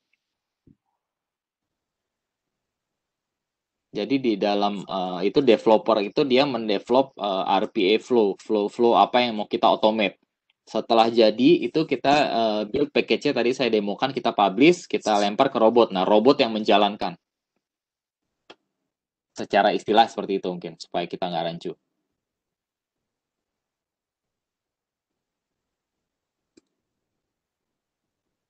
Oke. Saya Halo, coba lanjut. Iya. Pak Adit. Iya, Pak Peter. Ya, sorry mau nambahin aja, mungkin teman-teman di sini lihatnya kan baru didemoin sama Pak Adit itu yang attended robot ya. Jadi mungkin teman-teman juga mesti tahu bahwa di UiPath ini ada dua macam robot. Tadi udah dijelasin Pak Niko, ada attended dan unattended. Ya. Nah, kalau yang unattended itu butuhnya nanti orchestrator. Mungkin kali ini belum dibawain ya Pak Adit ya. Iya, Ngomong orchestrator. belum. Jadi kalau ada robot yang unattended itu bisa di scheduling prosesnya oleh orchestrator nanti. Jadi teman-teman nanti bisa lihat gimana cara robot bisa jalan sendiri, tapi dia harus di scheduling lewat orchestrator. Ya. Nah itu aja sih tambah saya Pak Dit. Terima kasih. Oke. Nanti mungkin kalau ada waktu coba saya cek lagi untuk orkestrator ya. Kemudian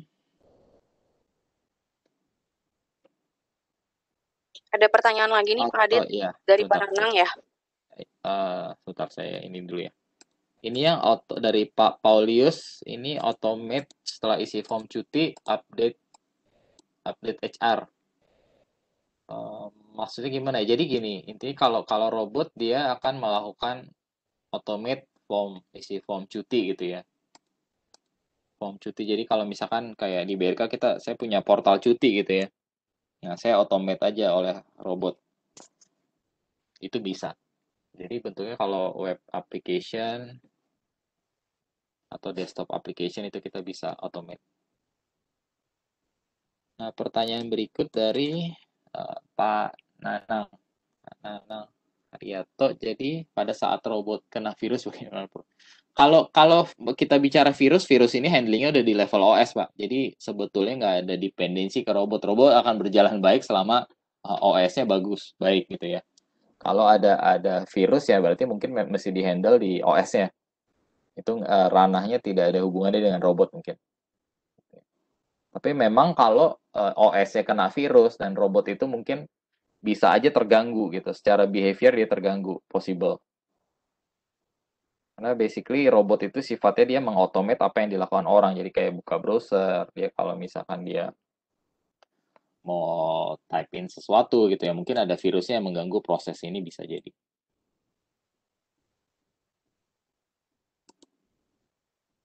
Oke, kalau nggak ada pertanyaan lagi saya coba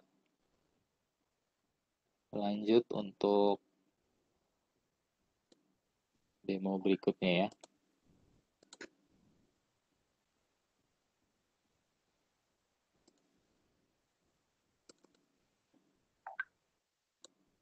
Nah, another itu kita punya demo gini, simpelnya Jadi UiPath sendiri ya selain pekerjaan, kalau kita melakukan untuk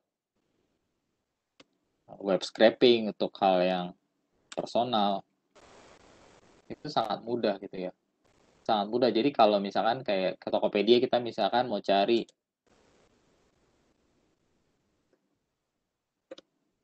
iPhone.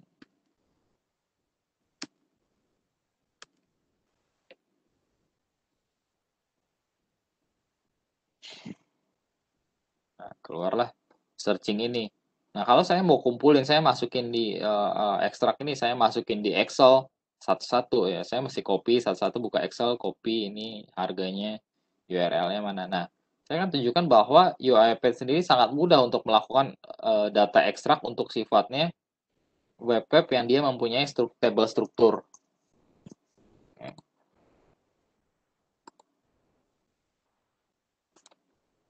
Seluruh datanya.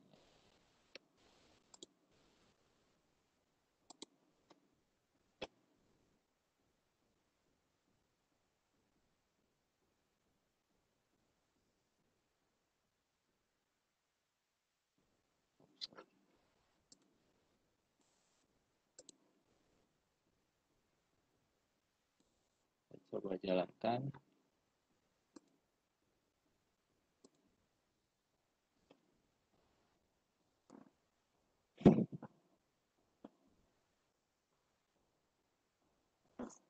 Misalkan kita mau searching, kita minta jadi orang masukkan apa pencarian. Oke. Ya, dia robot.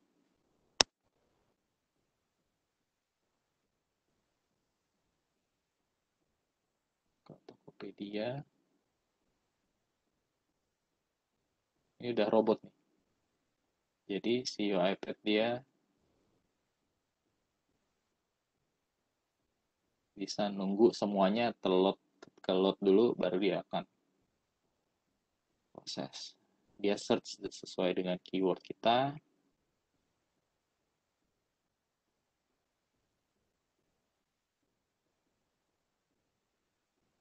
Nah, ini dia udah selesai. Setting.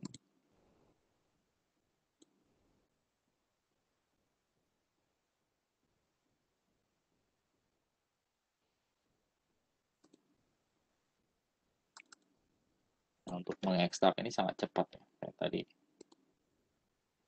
Kita ambil dari sini gitu ya. Nah, itu tinggal tergantung kita mau ambil yang mana.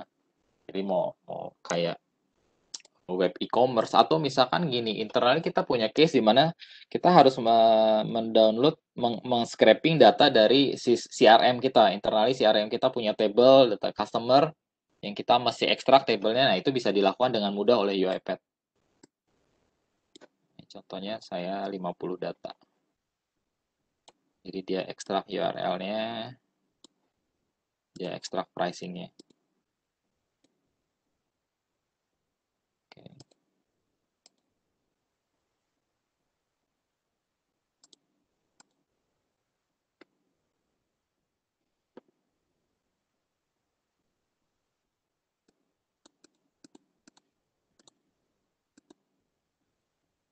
Oke, ada pertanyaan, apakah attended robot bisa dijalankan lewat batch script atau dari command prompt?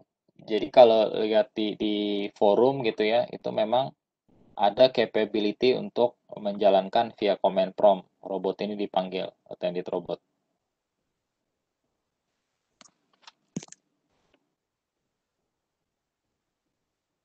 Ada log dan notifikasi, ada log ini yang tadi contohnya saya kasih lihat di sini di sebelah kiri, output ini log.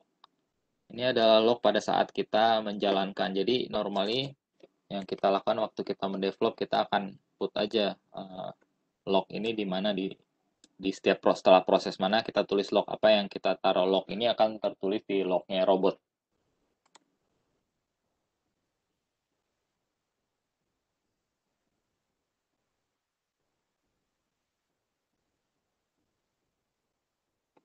Pertanyaan Pak Arisomo, bagaimana mengintegrasikan RPA tersebut ke aplikasi ERP? Jadi ke ERP seperti SAP ini sangat mudah, Pak.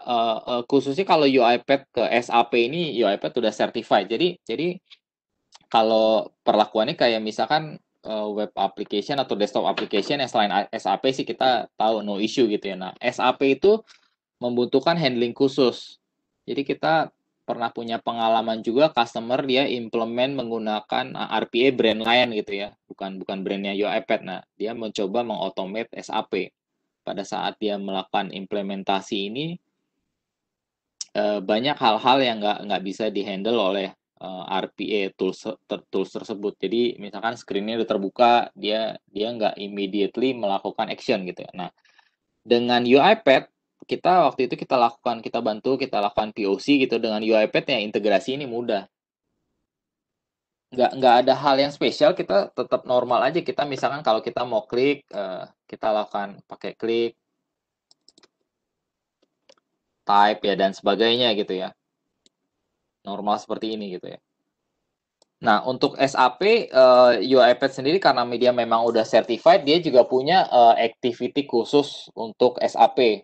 Kalau kita mau pakai activity-nya UiPath, jadi contohnya kalau di SAP misalkan login gitu ya, kita mau login, setelah login itu kalau di SAP biasanya ada pertanyaan kan, misalnya apakah kalau udah user lain udah login, apakah yang user lain akan ditendang pakai session yang ini, atau dua-dua session itu ada di screen-nya SAP. Nah, activity-nya UiPath udah bisa menghandle hal tersebut gitu, udah ada di property, jadi kita nggak perlu build from scratch.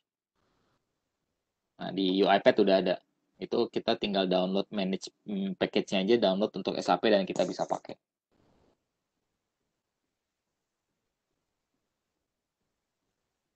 Untuk mengautomate suatu tugas pada desktop app tertentu, screen resolution PC ini berpengaruh jika kita melakukan automation berdasarkan koordinat. Kalau koordinat itu normally kita biasanya kayak blind aja, komputer kayak blind aja. Saya mau klik tombol, tombolnya tuh ada di lokasi sekian ya gitu ya. Karena mungkin secara elemen ada tidak dikenali gitu ya. Nah, itu akan berpengaruh. Tapi normally dengan the way caranya UiPath, kita cukup dengan mengenali elemen, artinya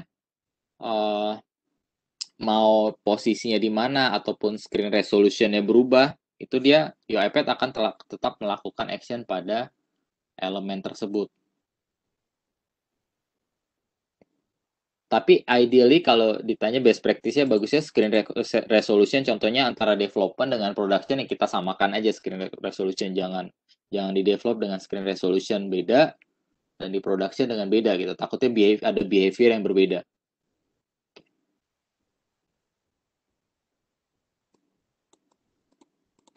Notifikasi, oke, pertanyaan Pak Paulus, notifikasi bisa. Jadi notifikasi itu kita bisa integrate via email. Contoh misalkan ada error happen, kita akan raise email kirim email gitu ya. Atau kita simply notification kayak message box juga bisa.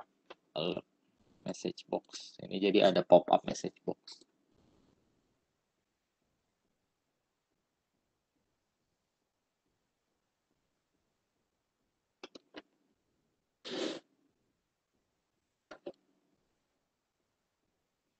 Oke.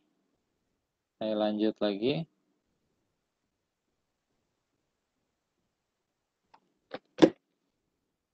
Oh, ada lagi pertanyaan.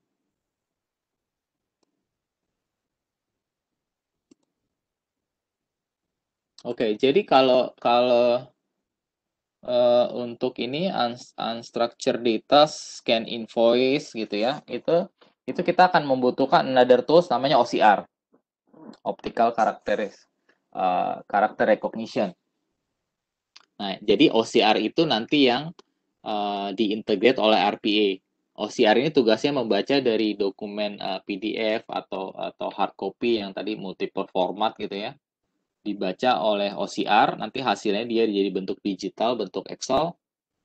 Nah, Excel itu nanti yang akan di pick up oleh RPA, nanti mungkin input ke ERP system.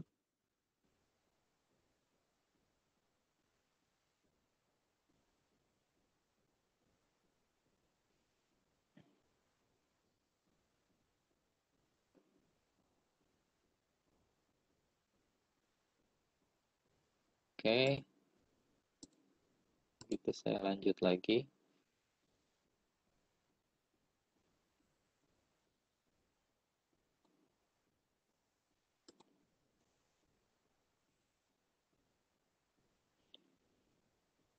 Nah, jadi tadi sekilas itu saya udah show untuk attended robot, bagaimana robot ini bisa membantu pekerjaan manusia.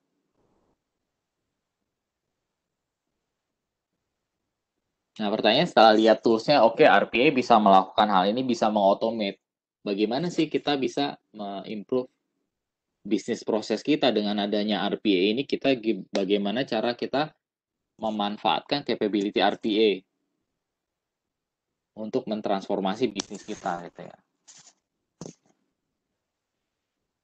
Pertama-tama yang mungkin yang saya mau share adalah gimana sih cara kita mengqualify, oke, saya punya proses manual, pasti ada di setiap organisasi, semua pasti kita punya proses manual. Tapi pertanyaannya adalah, bagaimana sih kita mengidentify bahwa proses manual yang saya punya ini bisa di RPA-kan?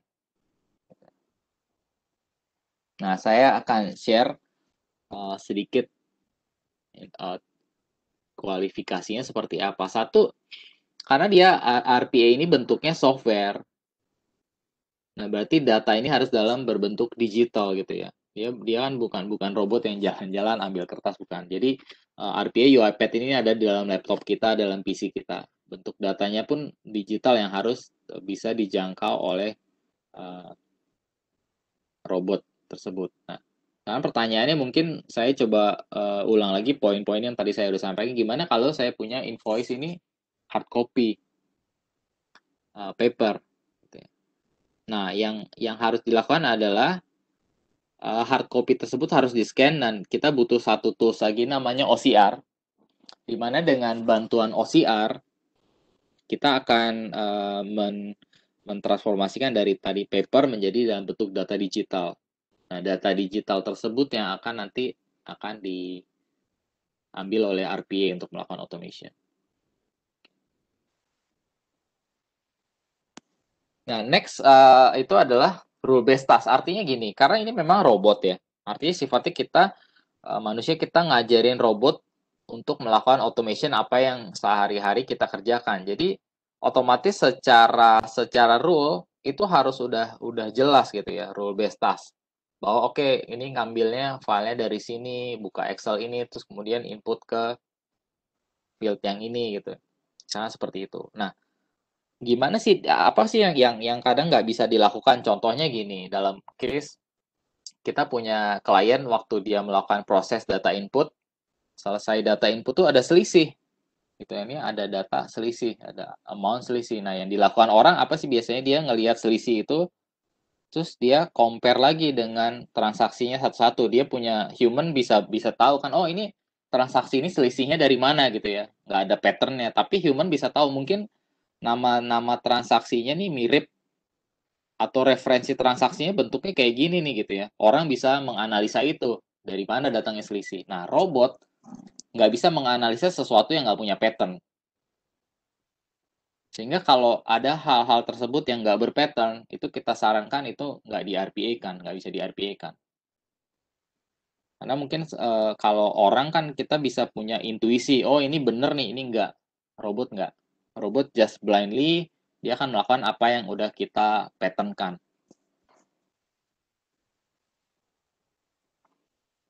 Nah, kemudian kita lihat juga proses-proses manual tadi, proses internal kita yang biasanya tuh high volume. Artinya pekerjaan ini ya itu dua, itu repetitif dan high volume. Jadi kerjaan ini memang repetitif, manual, dan banyak gitu. Secara volume terus berulang dan banyak, cukup merepotkan. Mungkin misalnya kalau kita nginputin transaksi, harus nginputin transaksi, ada 100 transaksi per hari gitu ya. Satu case. Atau kalau kita mau mengejar AHT itu average handling time. Dimana kalau misalkan orang yang melakukan, contoh kalau kita mau buat compliance report gitu ya, compliance report normal kita udah tiap minggu atau tiap bulan kita udah punya template-nya. Sebetulnya dilakukan apa sih? Kita buka sistem A, kita download Excel, terus kita copy paste ke dalam tempat, kita buka lagi sistem kedua, terus nanti kita lakukan pivot sampai jadi gitu ya. Nah, hal tersebut mungkin walaupun seminggu sekali jalan tuh bisa 3 jam. Kita mau mencari cara gimana kita caranya speed up. Nah, itu kita bisa deploy robot gitu untuk reduce average handling time.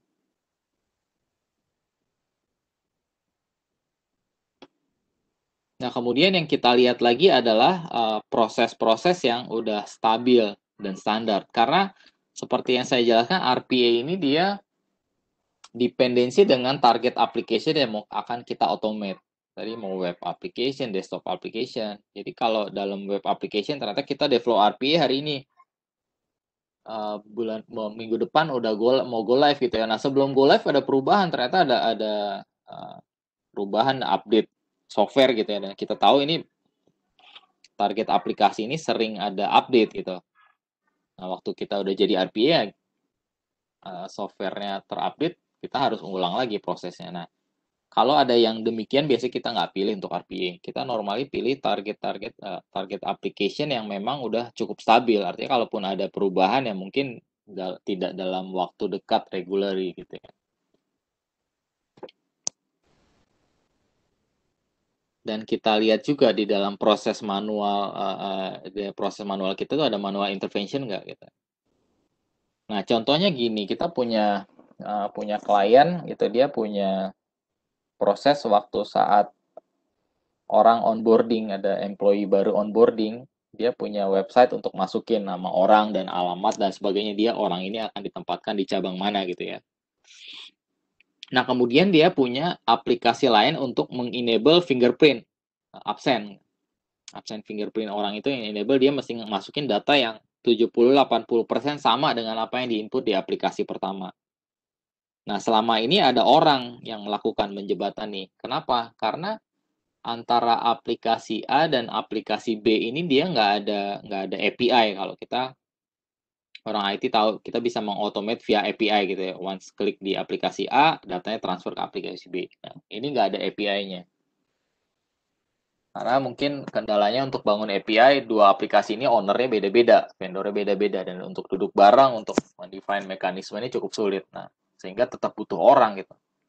Nah, proses-proses seperti itu bisa dijembatani oleh RPA, di mana tadinya orang yang melakukan itu digantikan oleh robot RPA.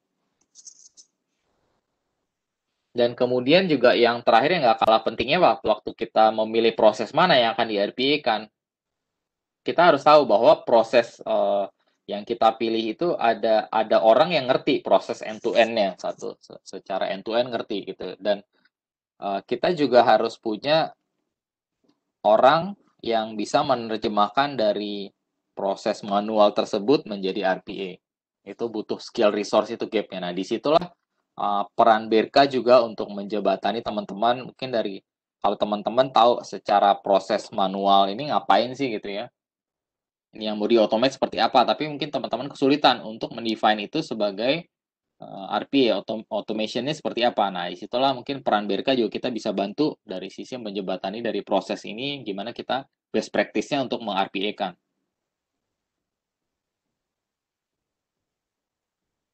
Mungkin sampai sini ada pertanyaan?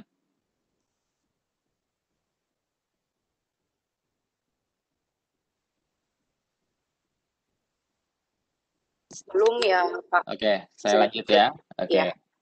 Jadi common tadi Pak Niko udah cerita banyak sih use case gitu ya. Ini ada common use case yang kita bisa lihat yang bagaimana sih apa yang bisa di-RPA-kan gitu ya.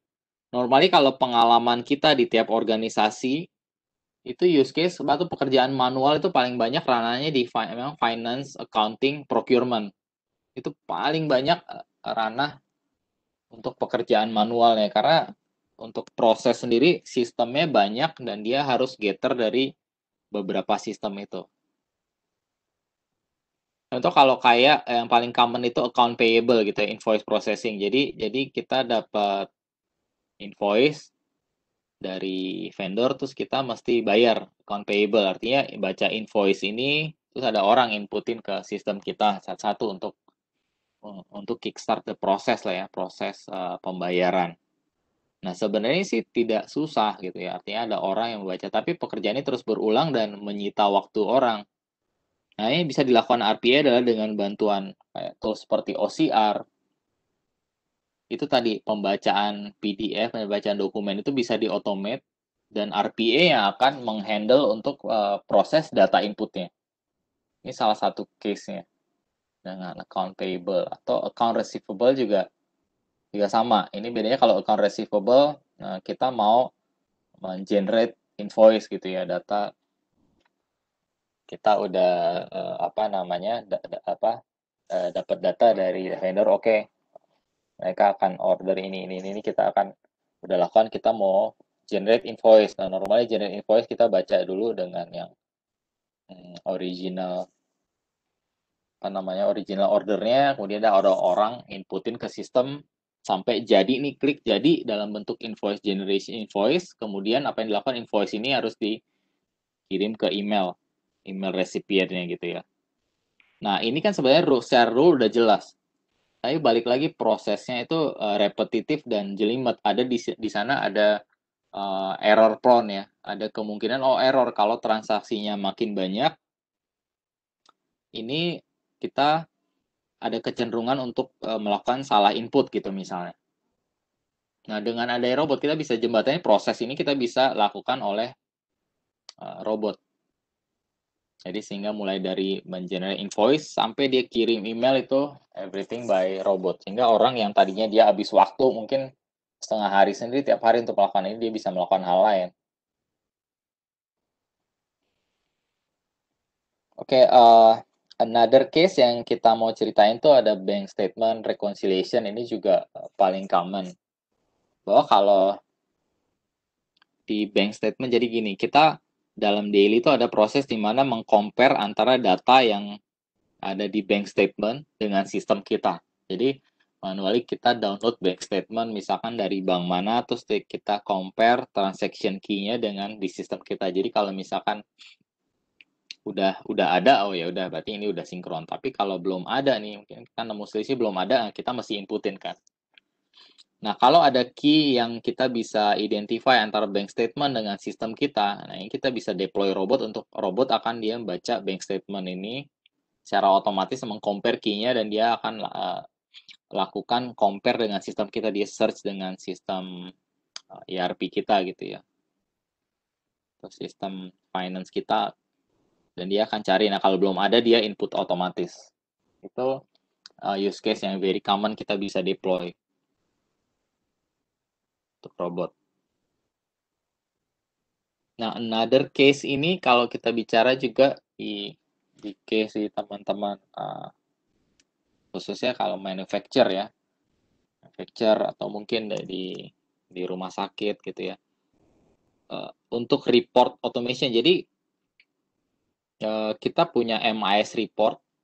Contohnya misalkan kita mau audit, untuk report audit compliance. Nah, audit compliance sebenarnya kita udah tahu tiap bulan tuh yang ditanya, data yang mesti dikumpulin tuh dari sistem A, sistem B, sistem C. Kita yang satu mungkin bentuknya adalah download, kita login ke aplikasi download. Yang satu lagi kita melakukan ekstrak database gitu ya, ekstrak akses atau database lain di CSV, itu copyin ke Excel kita. Kemudian kita proses lagi.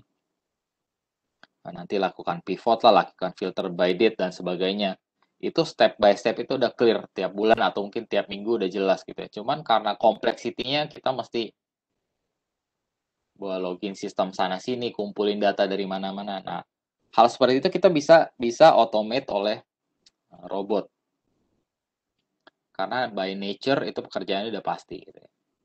Nah, mungkin cerita juga di salah satu klien kita di Coca-Cola itu, kita bantu mereka untuk melakukan reporting. Jadi mereka punya tim reporting yang setiap hari atau setiap minggu dia nyiapin report untuk manajemen tentang performance. Ada yang divisi untuk sales, ada yang divisi mungkin untuk device mereka gitu ya. Jadi yang mereka lakukan tiap hari, mereka akan kumpulin data dari sistem ini, copy, download dari SharePoint, filter dan sebagainya. Itu ada puluhan step sampai jadi hasil akhir, dan hasil akhirnya di-upload kembali ke SharePoint dan dikirim ke resipien gitu ya. Setiap hari tim ini kerjaannya seperti itu.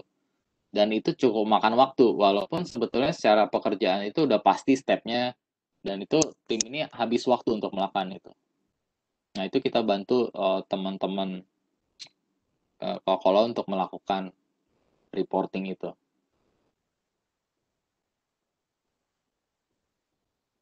Another mungkin use case yang tadi Pak Niko udah singgung itu rekrutmen proses. Jadi di rekrutmen proses itu nanti saya coba di slide berikutnya saya ada penggambaran juga. Oke, sebelumnya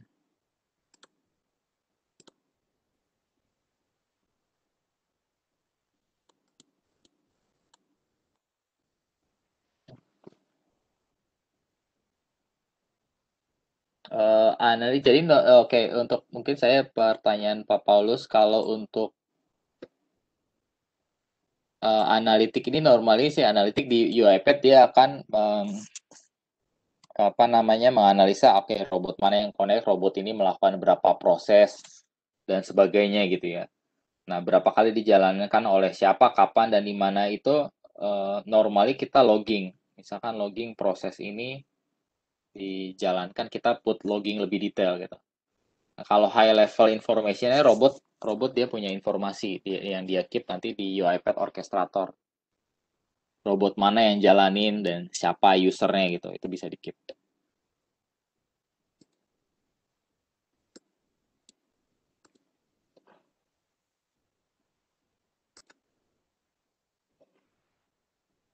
Nah, ini yang saya cerita tadi di salah satu manufacturing di Coca-Cola. Jadi mereka punya MIS team. Ini tim ini cuma khusus kerjanya dia bikin reporting. Dia udah punya template. Tiap hari ada yang daily report, ada yang weekly report, ada yang monthly report. Template ini dia harus isi tiap hari dan dia generate sampai dia kirim email. Stepnya repetitif dan sangat time consuming gitu ya. Karena ya source-nya sendiri dari multiple. Nah, kita bantu teman-teman untuk melakukan proses secara automate dengan RPA. Nah, secara efisiensi apa proses mereka yang paling kompleks itu tadinya mereka ada weekly report di mana kalau mereka bikin weekly report ini bisa 1 hari sendiri itu 8 jam ya, satu main days 8 jam untuk sampai reportnya itu jadi dan mereka bisa kirim ke user. Nah, dengan RPA ini kita bantu mereka untuk mengautomate dari report kompleks dari yang tadinya 8 jam ini setelah kita lakukan robot, itu report ini bisa ready dalam waktu sekitar 20-25 menit. Itu tiap minggu. Nah, itu report yang kompleks. Jadi kita deploy ada beberapa report, daily, weekly report yang paling kompleks kita bisa mengautomate yang tadinya 8 jam hingga jadi 20 menit. Everything fully automated. Jadi orang yang sama ini melakukan report, dia cuma memonitor aja robot udah melakukan, udah selesai belum ini mengenerate report. Dia bisa kerjain hal lain.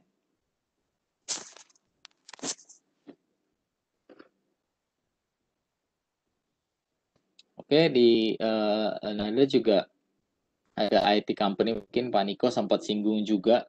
Jadi ada proses untuk rekrutmen. Jadi kayak kita punya job portal kayak Jobstreet gitu ya. Kalau ada lowongan biasanya kita posting di Jobstreet, nanti ada orang yang apply. Nah, yang dilakukan HR adalah contoh kita mau cari .NET developer atau Java developer. Nah, yang dilakukan HR dia akan buka postingan job itu satu-satu, dia buka kandidatnya satu-satu, dia lihat nih, oh siapa yang punya skill .NET, dan itu harus satu-satu, karena nggak ada capability search-nya. Jadi even untuk menemukan kandidat aja itu butuh waktu mungkin satu mingguan ya untuk mencari kandidat yang tepat. Karena ya itu by nature dia harus satu-satu. Di case ini kita punya job opening itu mungkin hampir 2.000-an ya, sekitar 2.000-an job opening dan masing-masing itu yang apply itu bisa puluhan orang. Jadi kalau kandidat sendiri mungkin sekitar 125.000 ya kalau kita total. Nah, yang kita lakukan dengan UiPath, kita ekstrak ini, UiPath secara otomatis dia men-scraping, dia mengekstrak job portal ini punya data, masukin ke data lokal kita. Sehingga kalau dari HR mereka just filtering aja, oh .NET mereka easily bisa filter. Jadi tadinya yang mencari kandidat itu butuh 1 minggu, sekarang dengan setelah di RPA kan ya cukup ya 1 hari aja gitu, paling lama 2 hari gitu ya, karena untuk sesuatu yang lebih kompleks. Tapi intinya dia bisa searching aja dengan mudahnya searching dan setiap personel recruiter dia bisa cari across 125.000 kandidat ini gitu. Itu salah satu use case yang kita bantu klien kita. Nah, kemudian ada satu lagi yang saya cerita, ini belum ada di slide-nya ini. Kita bantu klien kita di mining untuk menginput PPH 23. Jadi sama ini mereka setiap hari itu bisa puluhan, kan 50 ke atas data input untuk menginput PPH 23. Mereka punya aplikasi internal mereka, yaitu mereka yang punya data-data ini, dan mereka harus buka data web Dirjen Pajak untuk input PPH 23. Nah, ini kita lakukan juga otomasi untuk melakukan data input ini. Jadi yang tadinya mereka manual, kita read datanya otomatis dan menginput ke Dirjen Pajak. Nah, untuk case yang PPH 23 ini yang interesting karena kalau teman-teman pernah lihat webnya pajak gitu ya, untuk e-bukti potong itu, di depannya itu ada CAPTCHA. Mungkin tadi ada Bapak yang nanya, gimana kalau CAPTCHA? Nah, ini ada CAPTCHA. Jadi yang kita lakukan adalah once robot buka web page-nya ketemu CAPTCHA, kita akan pause.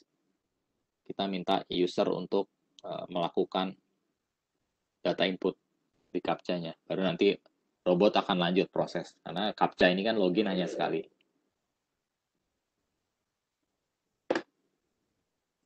Nah, kira-kira itu yang kita pernah deploy.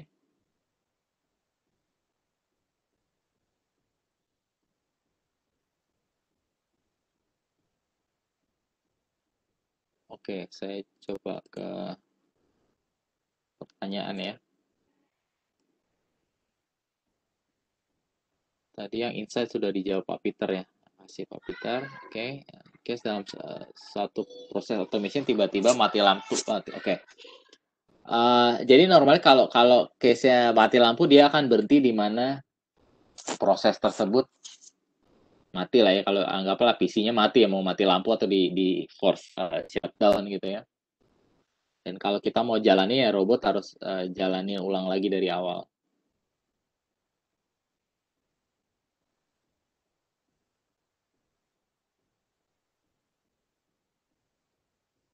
Jika kita menggunakan on-premise solution untuk HA, Pak Niko mungkin bisa dibantu, Pak Niko, Pak Peter, untuk license HA. Apakah Oke, saya. Niko, mau bantu jawab? Atau saya? Halo? Nggak apa-apa, silakan Pak Peter. Oke, untuk HA on-premise, jadi kita kan ada beberapa macam license ya. Jadi saya akan ngomong orchestrator dulu. Orchestrator kan diinstal di server. Jadi kalau mau lakukan HA, kita ada namanya HA add-on license untuk orchestrator. Nah, untuk robot, kalau robotnya pun mau di high availability, berarti ada 2 proses yang akan berjalan bersamaan di 2 server yang berbeda. Itu artinya harus beli 2 robot juga. Ya. Jadi semoga menjawab ya, Pak Rizoma ya.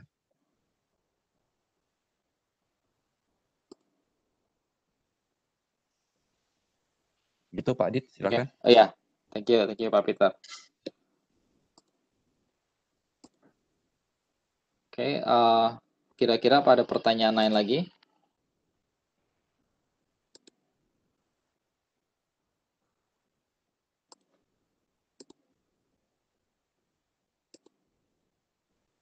Saya coba sneak peek untuk orkestrator ya.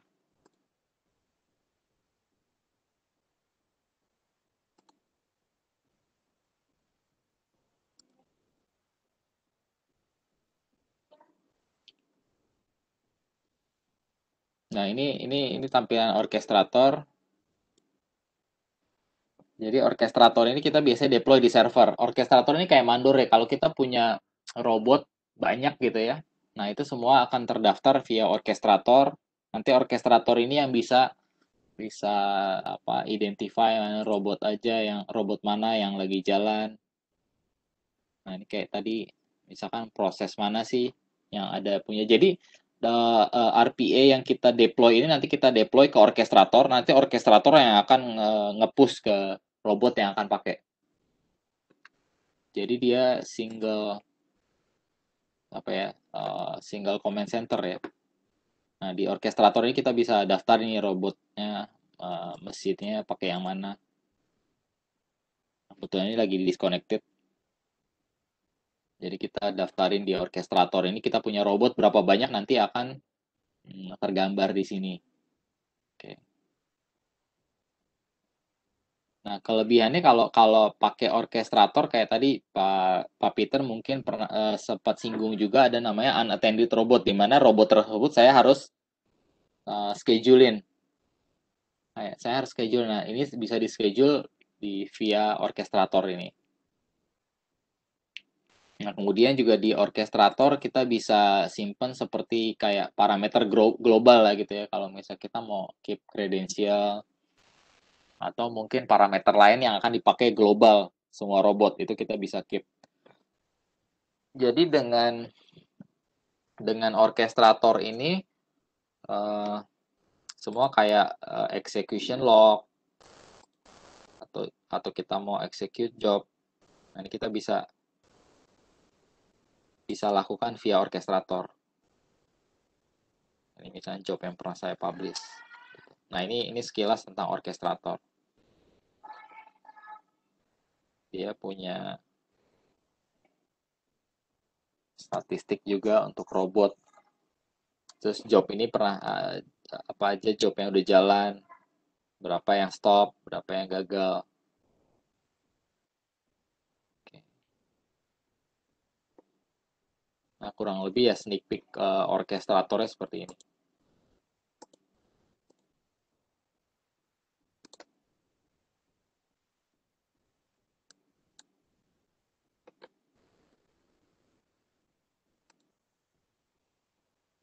Oke, mungkin dari saya sekian yang akan saya tampilkan. Mungkin bisa dilanjut dengan sesi Q&A kalau masih ada pertanyaan.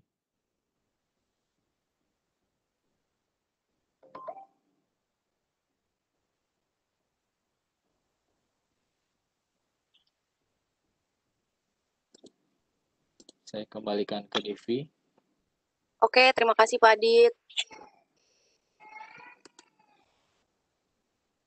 Ya, ini untuk masih dibuka untuk Q&A-nya. Mungkin ada yang masih ingin bertanya, bisa chat di Q&A. Satu lagi untuk setelah event ini, jika ada ingin Bapak Ibu sekalian ingin melakukan POC, bisa menghubungi account manager masing-masing begitu ya. Mungkin ada tambahan lagi dari Pak Peter atau Pak Niko? Dari saya sudah cukup, Ibu Devi. Terima kasih. Terima kasih, Bapak Ibu. Dari saya juga oke sih, sudah cukup. Kalau ada pertanyaan lebih lanjut bisa kontak tim BRK aja. Oke, baik. Terima kasih Pak Peter, Pak Niko. Mungkin karena sudah jam 11 juga, mungkin acara ini kita tutup. Terima kasih untuk Bapak Ibu yang sudah join. Terima kasih untuk antusiasmenya dalam event kali ini. Semoga eventnya bermanfaat dan bisa engage bareng sama tim BRK dan UiPath. Begitu, ini saya tutup. Terima kasih untuk semuanya. Sampai ketemu lagi di event-event selanjutnya. Terima kasih semuanya. Terima kasih, Bapak Ibu. Terima kasih, Bapak Ibu. Safe. Thank you.